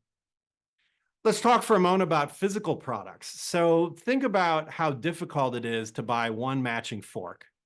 It turns out it's really hard to buy one matching fork. How do we do it? Well, somebody in Western Australia mines iron ore and they put it on a ship and send it to Southeast China and they melt it down and alloy it and then send it to another plant and they make 12 matching forks. They put them in a box onto a pallet, slide it onto a ship across the Pacific Ocean to a port, to the train, to a truck, to a store, and I buy 12 matching metal forks.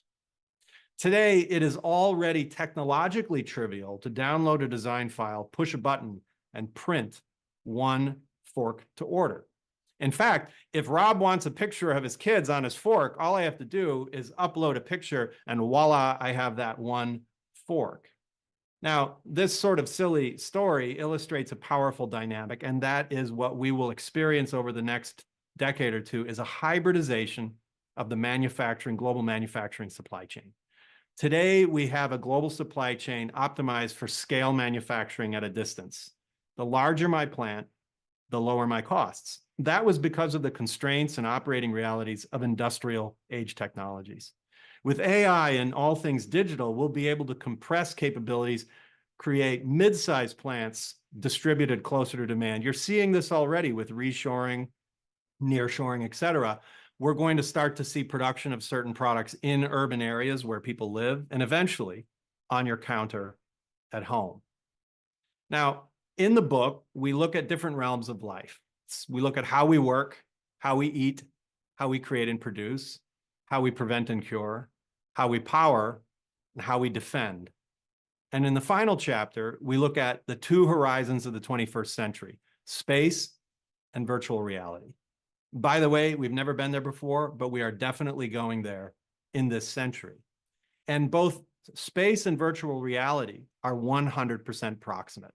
Think about it, as virtual reality improves, and I mean in the future when we eliminate the goggles and we have brain-machine interfaces, it's coming eventually, we'll be able to have any experience anywhere, anytime. And that's the punchline of proximity. Anything, anywhere, anytime.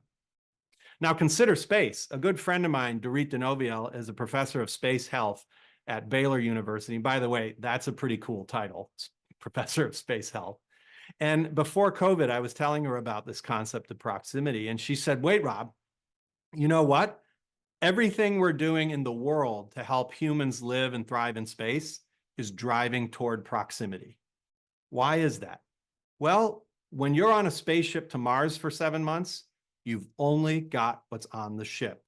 And so therefore, by definition, all of the research development going on right now to help us survive through that trip is driving proximity capabilities. And some of them are already coming back here to Earth.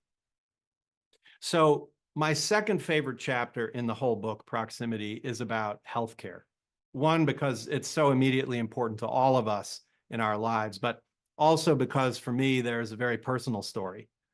My father, Bob Walcott, died 20 years ago of an aortal aneurysm at the age of 63, way too early. 2 months before, he had had a full physical, and the doctor said to him, Bob, whatever you're doing, keep it up. You're in excellent health. 2 months later, he was dead. Now, fast forward to today, we have Oura watches and Fitbits and things like this monitoring our signs, but it's still rudimentary. Imagine in 5 years, 10 years, when we have systems monitoring every weak signal in our body, every part of our body at every moment, and an AI system is monitoring those weak signals and analyzing and doing predictive a prescription. And it contacts you and says, Rob, you need to call your doctor. And by the way, the doctor might be virtual, but let's set that aside. Contact your doctor. There could be a problem. And the doctor says, you know what, Rob, looks like you have stage 0 pancreatic cancer. Not a big deal. We can solve it. Compare that to how we are today. We wait until we're doubled over in pain. We call the doctor. We set an appointment. They run some tests and then discover you've got stage 4 pancreatic cancer. There's really nothing we can do about it. So what does this anecdote tell us? Proximity in healthcare. Proximity compels healthcare from curing things to preventing things. Now, note we're not saying it's better to prevent. Of course we're saying that, but people have been saying that for 5,000 years and humans just don't like to do what's right for them. What we're saying instead is that proximity technologies, including always-on health monitoring, certainly AI analytics in the moment, are going to be so much more effective, so much cheaper, and lead to so much better, longer, healthier lives. They will, over time, drive healthcare from curing things to preventing things. Now, finally, in my travels around the world with the World Innovation Network, Twin Global, hello to any of our Twinians in the world with us today, We go all over the world to see where innovation is happening. And one of the things I'm seeing is developing economies leapfrogging the developed West. So I'll give you a couple of examples. In Rwanda, over a decade ago, the government said we need to be better at getting medical supplies and blood all around our country, but the road system isn't yet developed. So the traditional model would be to get billions of dollars from the World Bank or other aid organizations to build roads and take a decade. And they said, we don't have a decade. You know what? Let's use drones to deliver blood and medical supplies anywhere in the country. And today they do it. It's called Zipline, and it works. In Bhutan, end of last year, I was hiking over a few miles to a temple complex, a beautiful bucolic area up the side of a mountain. And there were 2 high tension wires over top. And I said to my Bhutanese friend, what are those for? And he said, those wires serve the temple complex. There are only 30 people that live at this temple complex, and there are miles and miles of wires to bring electricity to that complex. And I said, well, why not have proximate power generation? Maybe it's rooftop solar generation with a battery backup. And he said, oh, we're already doing it. When we got to the temple, he took me around a corner. You couldn't see this from the temple. He took me around a corner to a small building. And in that building, they were building a small-scale hydroelectric plant.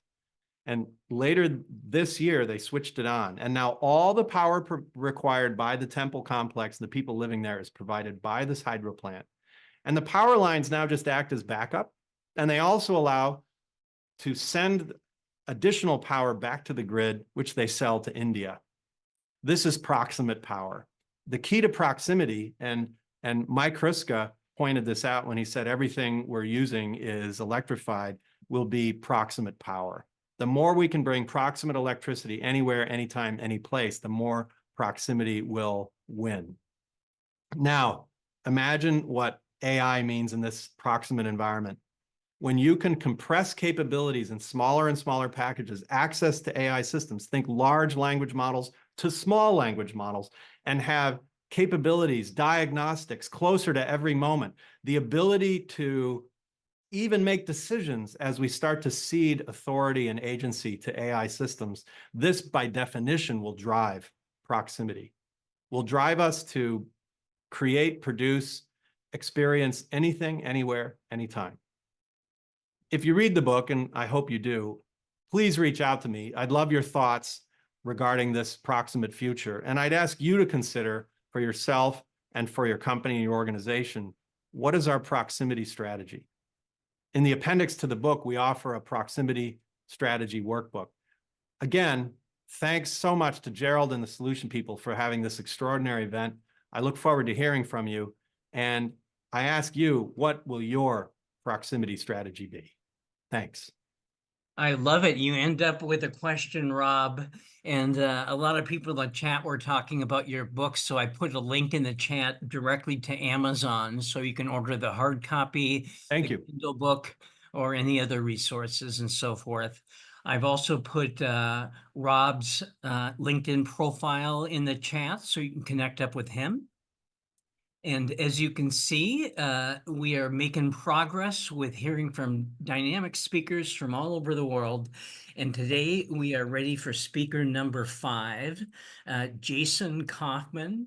Jason is CEO of Arrivo. And his topic is AI in action, real-world demonstrations to supercharge your productivity.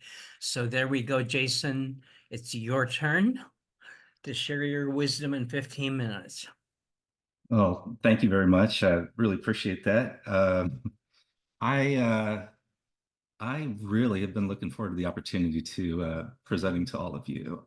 One of the things that I've found, over the past couple of years that's really resonated with my audience and the clients that I work with is showing it in action, actually showing demonstrations of what can be done. I do talk, of course, and we will talk a little bit here about, some of the higher level concepts, but I really want to try to reserve as much time as possible for the demonstrations. So we're going to look at navigating change, what the concept of AI intuition, prompt engineering, curating prompts, but then, as I mentioned, getting into those use cases there.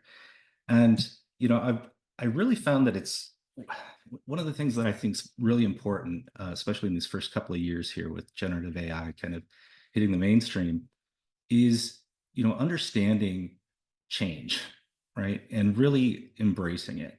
And I was reminded of this book that some of you are probably familiar with, came out, gosh, about 20 years ago. That's this parable about these mice, right? They're in this maze and they're starting to run out of cheese. There are those that sort of held on to it and stayed in that one place and didn't explore, that ran out of cheese, right? But there were those that went through the maze to try to find where that cheese is. So it's a great little parable, but considering, you know, how AI has really impacted all of us in all of our various industries, you know, it's definitely something to take a look at. So in my industry, you know, I've been in knowledge management consulting for over 20 years. We've done technical writing, staffing, knowledge engineering, and, you know, when generative AI, ChatGPT hit the mainstream, I had to reassess everything, right? It flipped my world on its head. Here I was in this space where I built an entire business around writing content, and now we've got a tool that can write in seconds what may have otherwise taken someone hours, if not days, to create a draft. And so I had a decision to make. I could either kind of lean into it and learn everything that I possibly could, or you know, go sell hammocks or something on the beach, fulfill that lifelong dream. So obviously I've chose to embrace it and, you know, to really try to anticipate what this means to my business, my customers, and, you know, the industry as a whole for knowledge workers. So really, you know, kind of letting go of that fear, you know, keep moving, be proactive. And really a big part of that is just experimenting. There are so many tools out there now. These are just a few, but ChatGPT has over 200 million weekly active users at this point. 2,000 generative AI tools currently available on the market, more than 2,000. This is just a small sort of sample of some of those larger tools, larger models. And you'll see Do Easy AI. It's something I've mentioned in the chat there as well. It's our own product. So one of the things that we've done in speaking with our clients is really started to identify some of those gaps. What were their actual needs? And found opportunities to really kind of come at AI from a very creative way, an intuitive way. So I'll show a little bit of that today as part of our demonstrations. So I like to start out at a really high level. I don't like to necessarily assume that everybody knows what prompting is. Everybody knows what prompt engineering is. Everybody knows what tools there are. I like to really step back. This is the model that we use. It's the Tracy model. It's a prompt engineering framework, right? So it has to do with giving the AI a task, explaining to it that task, giving it a role or persona, telling it who the audience is for that output,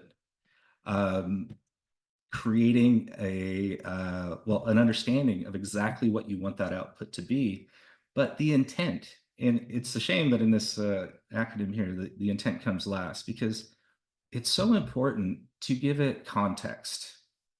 You know, give these AI systems context as to who you are, you know, what you're trying to do.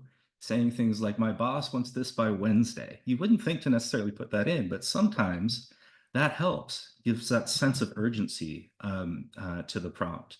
It's not like a Google keyword search, right? It's not just put something in and find your answer. This is really helping. Prompt engineering is really that act of explaining to the AI how it can help you. If you're not sure what it can do, ask it what it can do, which is not always entirely intuitive. So one of the things I wanted to also speak about was curating prompts, right? So if you've used AI at all, you probably have a set of prompts that you like to use over and over again. If you're working in an organization, you may have multiple prompts that people use. I really encourage everybody to start a prompt library, even if it's something as simple as a spreadsheet, just tracking them, curating them, because these prompts, you'll refine over time. You know, what worked last month may not work this month. These models change as well. So keeping that prompt and really treating it as content, for those of you out there that maybe work in the knowledge management space or the content management space, you're definitely familiar with content repositories, knowledge-based applications. Treat these prompts as content and give them that life cycle for continuous improvement. So that's one of the things that we do within our product, Do Easy. We really tried to marry up knowledge and AI because there's such an obvious connection there. One needs the other. One can inform the other, and both can improve each other. So I want to, like I said, I want to save as much time as possible in to really sort of demonstrate some things here. So I'm actually going to jump into ChatGPT. I've got some preloaded discussions that I'm just going to sort of continue here. But here's an example of a prompt within ChatGPT.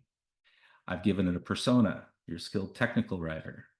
I tell it the intent, who I am. You know, I'm a technical writer who needs assistance in ideation around a document I'm tasked with writing. And so what I've done is actually in the prompt, I said, hey, don't start until I say, let's go, right? So just for demonstration purposes here, but I'd like to draft a document for APIs on my new software product. So let's say you're just starting out this new product in documentation, and maybe you haven't done this type of documentation before. Well, I've written a prompt here, and you can write these and customize these any way you want. But I basically said, hey, ask me this first question. And based on that, I said, use your intuition, right? Which isn't something that you would necessarily think to ask an AI or tell an AI, but it's been a very powerful tool. As I say, use your intuition and basically fill in the blanks, answer the rest of these questions for me. So it does, right? And what's great about this is I really believe 90% of the benefit we get from these types of systems are drafts, ideas, and research, right? I'm not looking for the answer. And I think that's where a lot of people kind of get stuck, right? They get stuck in that, well, it gave me the wrong answer. So what? If it was 90% correct and it got me to the 10-yard line, I can bring it in for a touchdown. That's the real value of the stuff. So in this particular case, kind of going through and looking at this, it's going to get me unstuck. And that was the intent of this prompt. Just looking at a different way, different ideas, things that I may have otherwise overlooked. So just ideas. So this one's kind of fun. So I'm going to click on a customer support article from Canon, USA.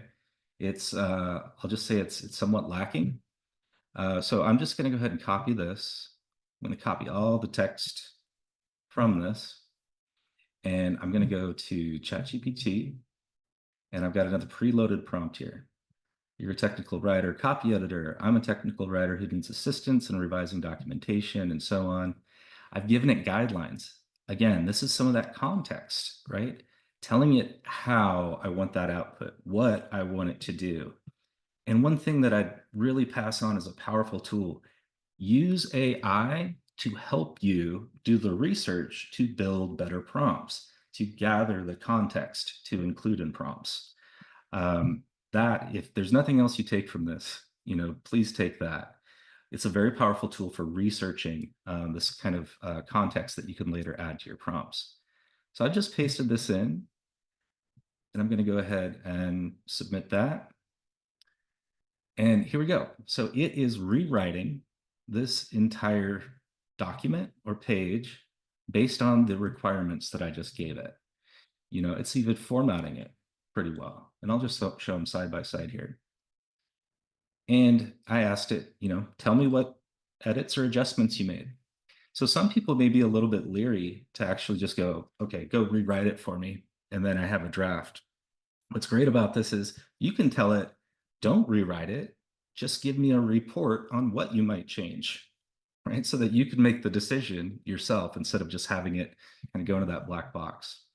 So let me just kind of cruise along here. I'm realizing I've only got about 4 or 5 minutes left. Translation, super powerful tool for translation, right?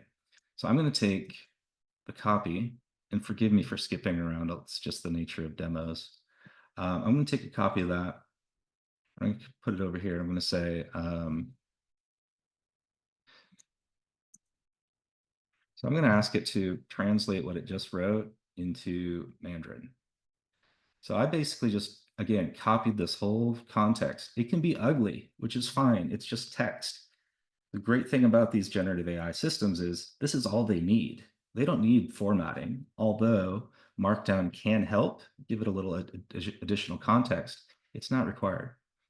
So you can see here, it's now rewriting this in Mandarin.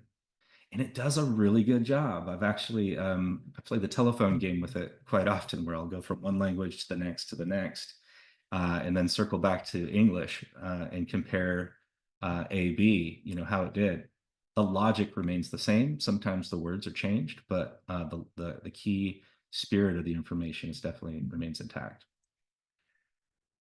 This one, I'm going to go ahead and show you quickly here.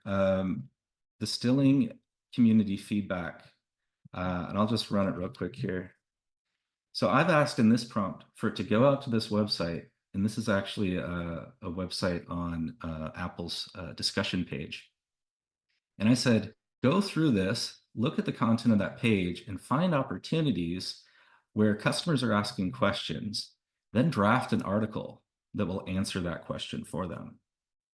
That's super powerful. And if you can imagine this happening in real time, you've got that agent for your company, like on that discussion thread, that's just looking at the information and what users are talking about, what's working for them, what's not, and drafting real-time knowledge that, of course, a human should verify and vet, but that could be published out within minutes of a new issue happening. That's really powerful. It's a really powerful use case. So I'm not going to have time to get through all of these, but Gerald will be sending out a document that's got links to all of these prompts, not links. It's got the actual text from all of these prompts. Take them, use them, you know, customize them any way you'd like. Feel free to reach out to me directly. I'm always excited to talk about different use cases. But quickly here, we do provide consulting. One of the things that we'll do often is a discovery session and workshops for our clients. Again, showing them the real world applications of this is really key. That's where I believe everybody really gets excited. You know, it's no longer sort of necessarily theory, it's application. And that's where I get excited as well. And then there's our Do Easy product as well. So it is a knowledge management system as well as a prompt management system, and it uses AI to help you use AI, you know, which again is sort of up leveling there, right? I don't think that people necessarily have to know what model is the best model. I don't think they have to know what all it can do. People should just be able to ask for what they want. And that's what I've really tried to build in this product.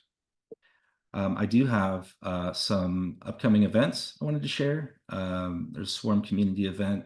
I'll be presenting at LavaCon next week, TC World in Stuttgart the following week, and Enterprise KM World in Washington, D.C. in November. If any of you are in those areas or attending any of those conferences, please feel free to reach out.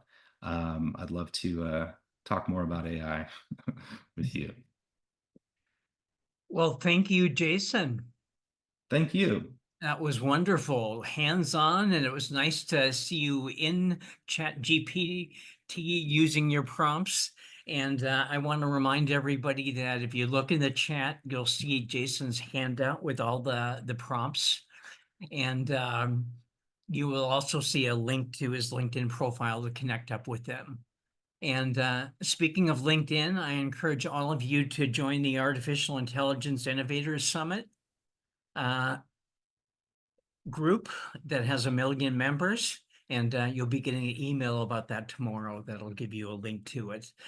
As you can see on the screen, we are now at our sixth speaker, and we're saving the best for last. We have Andrew Salatas, and he is the founder of Dragonfly Rising and a alumni from Google working in AI there as well. And his title is Navigating the AI Revolution, Maximizing ROI. And so we're going to hear about ROI. I like that.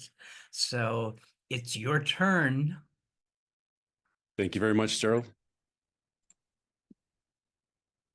Okay, so navigating the AI revolution, maximizing ROI. I'm going to tell you a story about the dragonfly. I'm going to promise to try not to put you to sleep.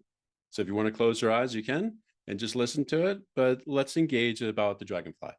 So if you think about a dragonfly, it starts its life underwater. It may be underwater for months to years, molting up to 17 times. When it gets close to that final molting, it moves to the shore, finds a reed to crawl up, starts to dry, starts to expand its abdomen, push away its exoskeleton, start to open its legs, its wings, waits for them to dry. And during this whole process, right, this is only taken about 3 hours after it was in the water for months to 7 years. It now is about 3 hours. It dries and takes flight, breathing air and hunting. So here is something that goes from hunting and living underwater, breathing, to then going up and flying and hunting and breathing air.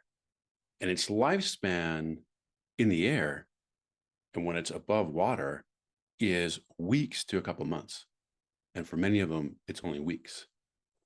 If you think about transformation, there's probably nothing more transformational than what the dragonfly goes through. So when we think about where we are today as an enterprises and everything with AI, this is a massive transformational time that we're approaching. And so think about that and think about the dragonfly as being symptomatic of your type of transformation. So let's now pretend that we're all on a IT team, data science and engineering. I have a working at a mid-sized regional bank, and we're tasked with enhancing fraud detection. Our company does about 100 million transactions a year. We have fraud that's about 0.1%, about 100,000 fraudulent transactions, and the cost is about $500 per transaction. And our loss is around 500 million. So here we are in this team, and we're thinking about how we're going to solve that problem. So we start to think about this use case, right? We're going to implement some AI-powered fraud detection system. We then have this initiative that, okay, we're going to reduce fraud losses by 32%. Our use case we're going to build is enhanced fraud, and we want to be able to reduce the loss from fraud by 32%, right? That's what we're going to measure. So we set out on our way, and we're going about doing this. And as we start to progress, we start thinking through of how we're going to deliver this. All right, we use all these latest technologies. You've heard a lot of great presentations today about all sorts of AI technologies, from quality and testing to prompting to things being, in proximity. Right? So it's just all different ways of thinking about it, augmenting how you work. And then when we get there, we start to think about how do we measure success if we're going to do this, right? The typical ways. We may think of precision or recall or lift. There are typical ways that we may think about as a data science, data engineering team. How do we measure the success of this use case that we're building? These are some of the typical measures. And we go through there and we start to build it out. And then we get to, well, what do we do? Right? So now we've built it, but how do we actually quantify this value to the business? there's probably not a lot of business people that are going to understand what precision or recall means. And does it matter? Right? Precision is a really blunt tool. So can we actually quantify this to the business? Can we help them understand that because our model is accurate, that we are able to reduce fraud? Be really hard pressed, right? So we have this mismatch, if you will, between what we're used to doing as a data science and IT team and what the business is understanding. So when you think about transformation, right, as the IT business side, we need to be able to reach across the proverbial aisle and start to work with the business. So then if we say that, okay, well, wow, how do we do this? So it's really like, we're not alone, right? There's this AI value realization challenge that everyone's facing.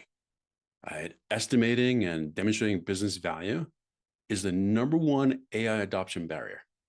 This is a recent Gartner study. So #1 barrier. Not the #1 barrier of people experimenting and doing AI, but putting it into production. Right? You can't demonstrate the value. This is fascinating of a recent IBM survey, right? That on average organizations show about 5.9% ROI on their AI initiatives. And at the same time, the average cost of capital for companies is about 10%. So you're really better off in many cases putting money in the market. In the best organizations, the top 10%, they see about 13% ROI. And so it's not that it is, well, GPT doesn't work, or these, algorithms don't work, or the AI is wrong, or we have these problems. This is organizational, right? This is where, as organizations, we need to transform how we do business together and how we work together. So now, you look at this as a dilemma from the top of, there's a lack of accountability, right, of who's responsible. How do we measure this?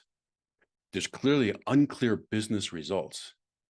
We may be reporting back to the business of precision and recall, and confusion matrix and all these things, and they're not sure what we're talking about, right? And then because of that, we can't demonstrate these business results. Well, then there's confusion of implementing it, and do we even put it into production?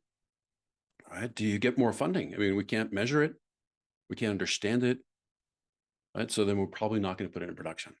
So you see a lot of testing and using of it, but not a lot of production, and clearly not a lot of ROI. Right? So we need to set out of, how do we fix this? And how do we fix this collectively as an organization? So now let's imagine that our data science team that we're on, right, and I'm guilty of some of these things we were talking about as well, right? I'm not saying that I've never been there. I've been on both sides of this fence, right? In the engineering side, on the business side. Right? When you look at this, our team, our new team, right, executive led, we need to have sponsorship, and cross-functional. Right. So we need to make sure too that our business teammates, they're upskilled on AI, and our tech teammates, we're all upskilled on business. Right? We need to all be speaking the same language.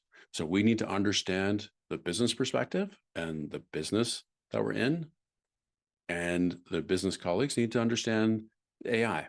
Not down to the level that a data science is going to of maybe what, precision or recall is, or how do you implement some of these technologies, but they need to understand the capabilities. They need to be literate, right? So we need AI literacy across the board, and we need business literacy really from the technology side, right? We need to transform and start working together. Now, if we do this and we start working this way together, now how do we measure success? So if we're in this room together, and now it's not just, a bunch of engineers, now we're going to focus on the business metrics, and really drive towards measuring success means business metrics. So let's say, in this case, is false positives for fraud. Well, that means that my transaction is mistaken as fraud. Now, as a consumer of a retail bank, am I going to be upset if my transaction gets denied because they think it's fraud?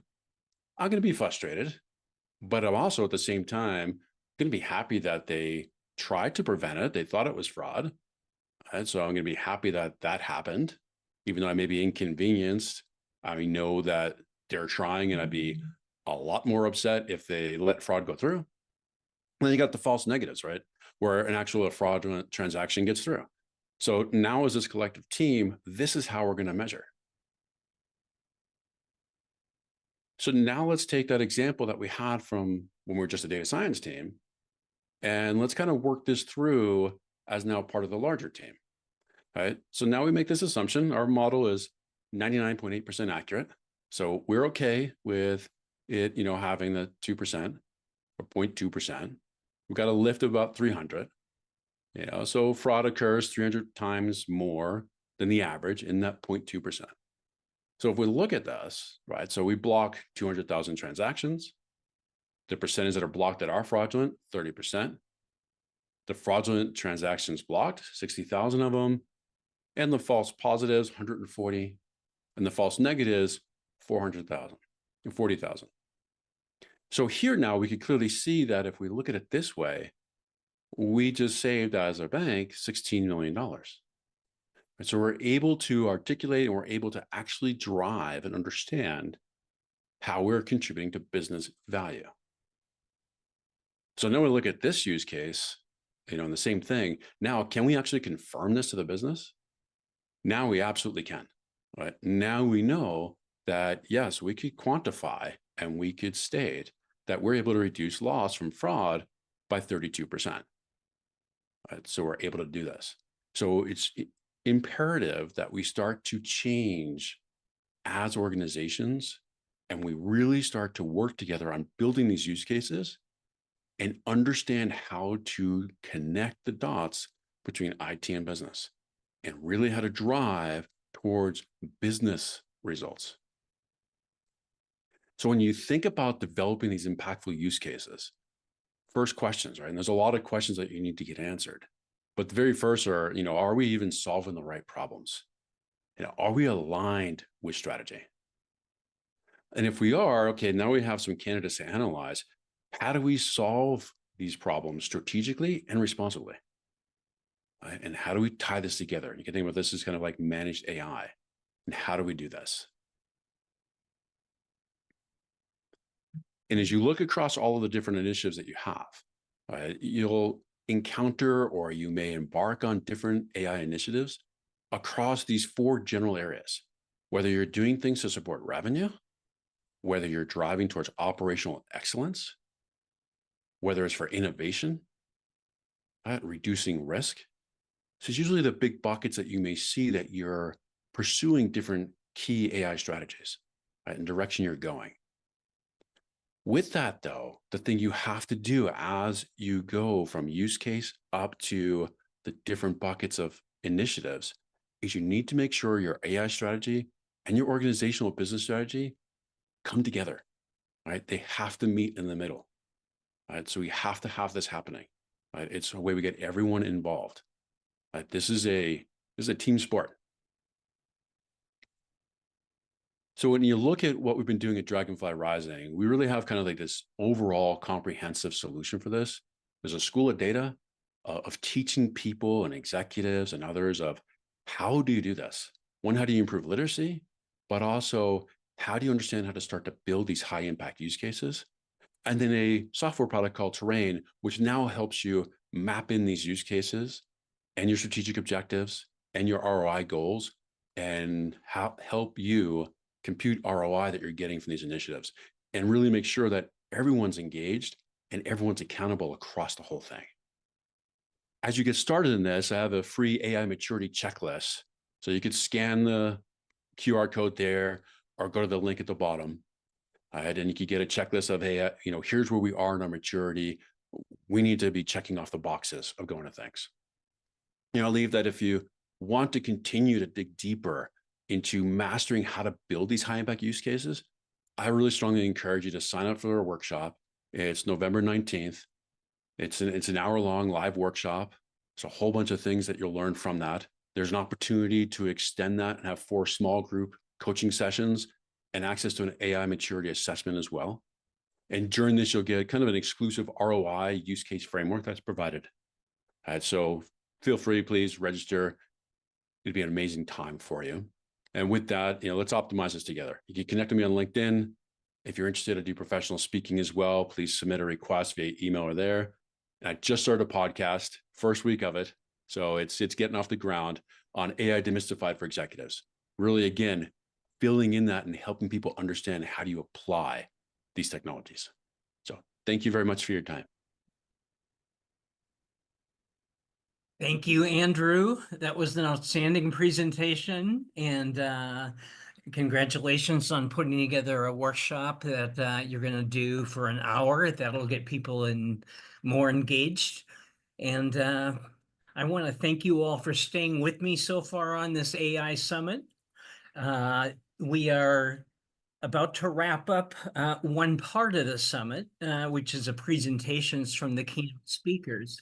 And I want to invite you to join in for speed networking. And if you look in the chat, notice there's a special link that you'll need to click on to join.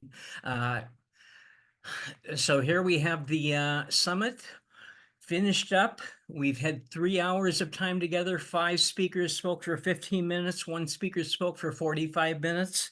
And you got lots of handouts from most of the speakers that you can use to further your learning and connect with people as well.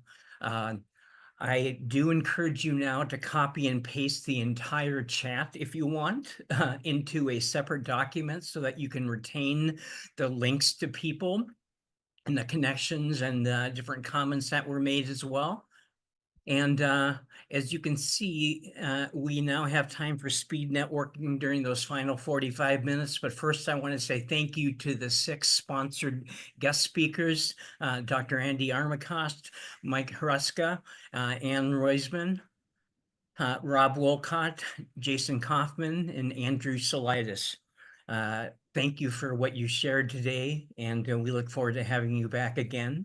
And speaking of speakers, if any of you know other people that are experts on AI and that might be interested in speaking, our next summit is on the 21st of November, the week before Thanksgiving. And now is time for us to say farewell. You can send up some emojis and thanks to everybody. And you connected up with a bunch of people. I hope you make some rewarding discoveries as you collaborate. And if you want to know the website domain to go to now, it's very simple. It's networkonzoom.com. It'll be 2-click registration there. And we're going to take about a 5-minute break right now to have everybody switch over to Zoom meeting, which takes a special link. I'm putting it in the chat one last time right now. You will see the link to go to. And I'd like to thank Robert Sababati of Online Interpreters Worldwide, who has been the producer of this event and kept everything running smoothly. Thank you, Robert. And I thank all of you for spending the time with the Artificial Intelligence Innovators Summit. Thank you.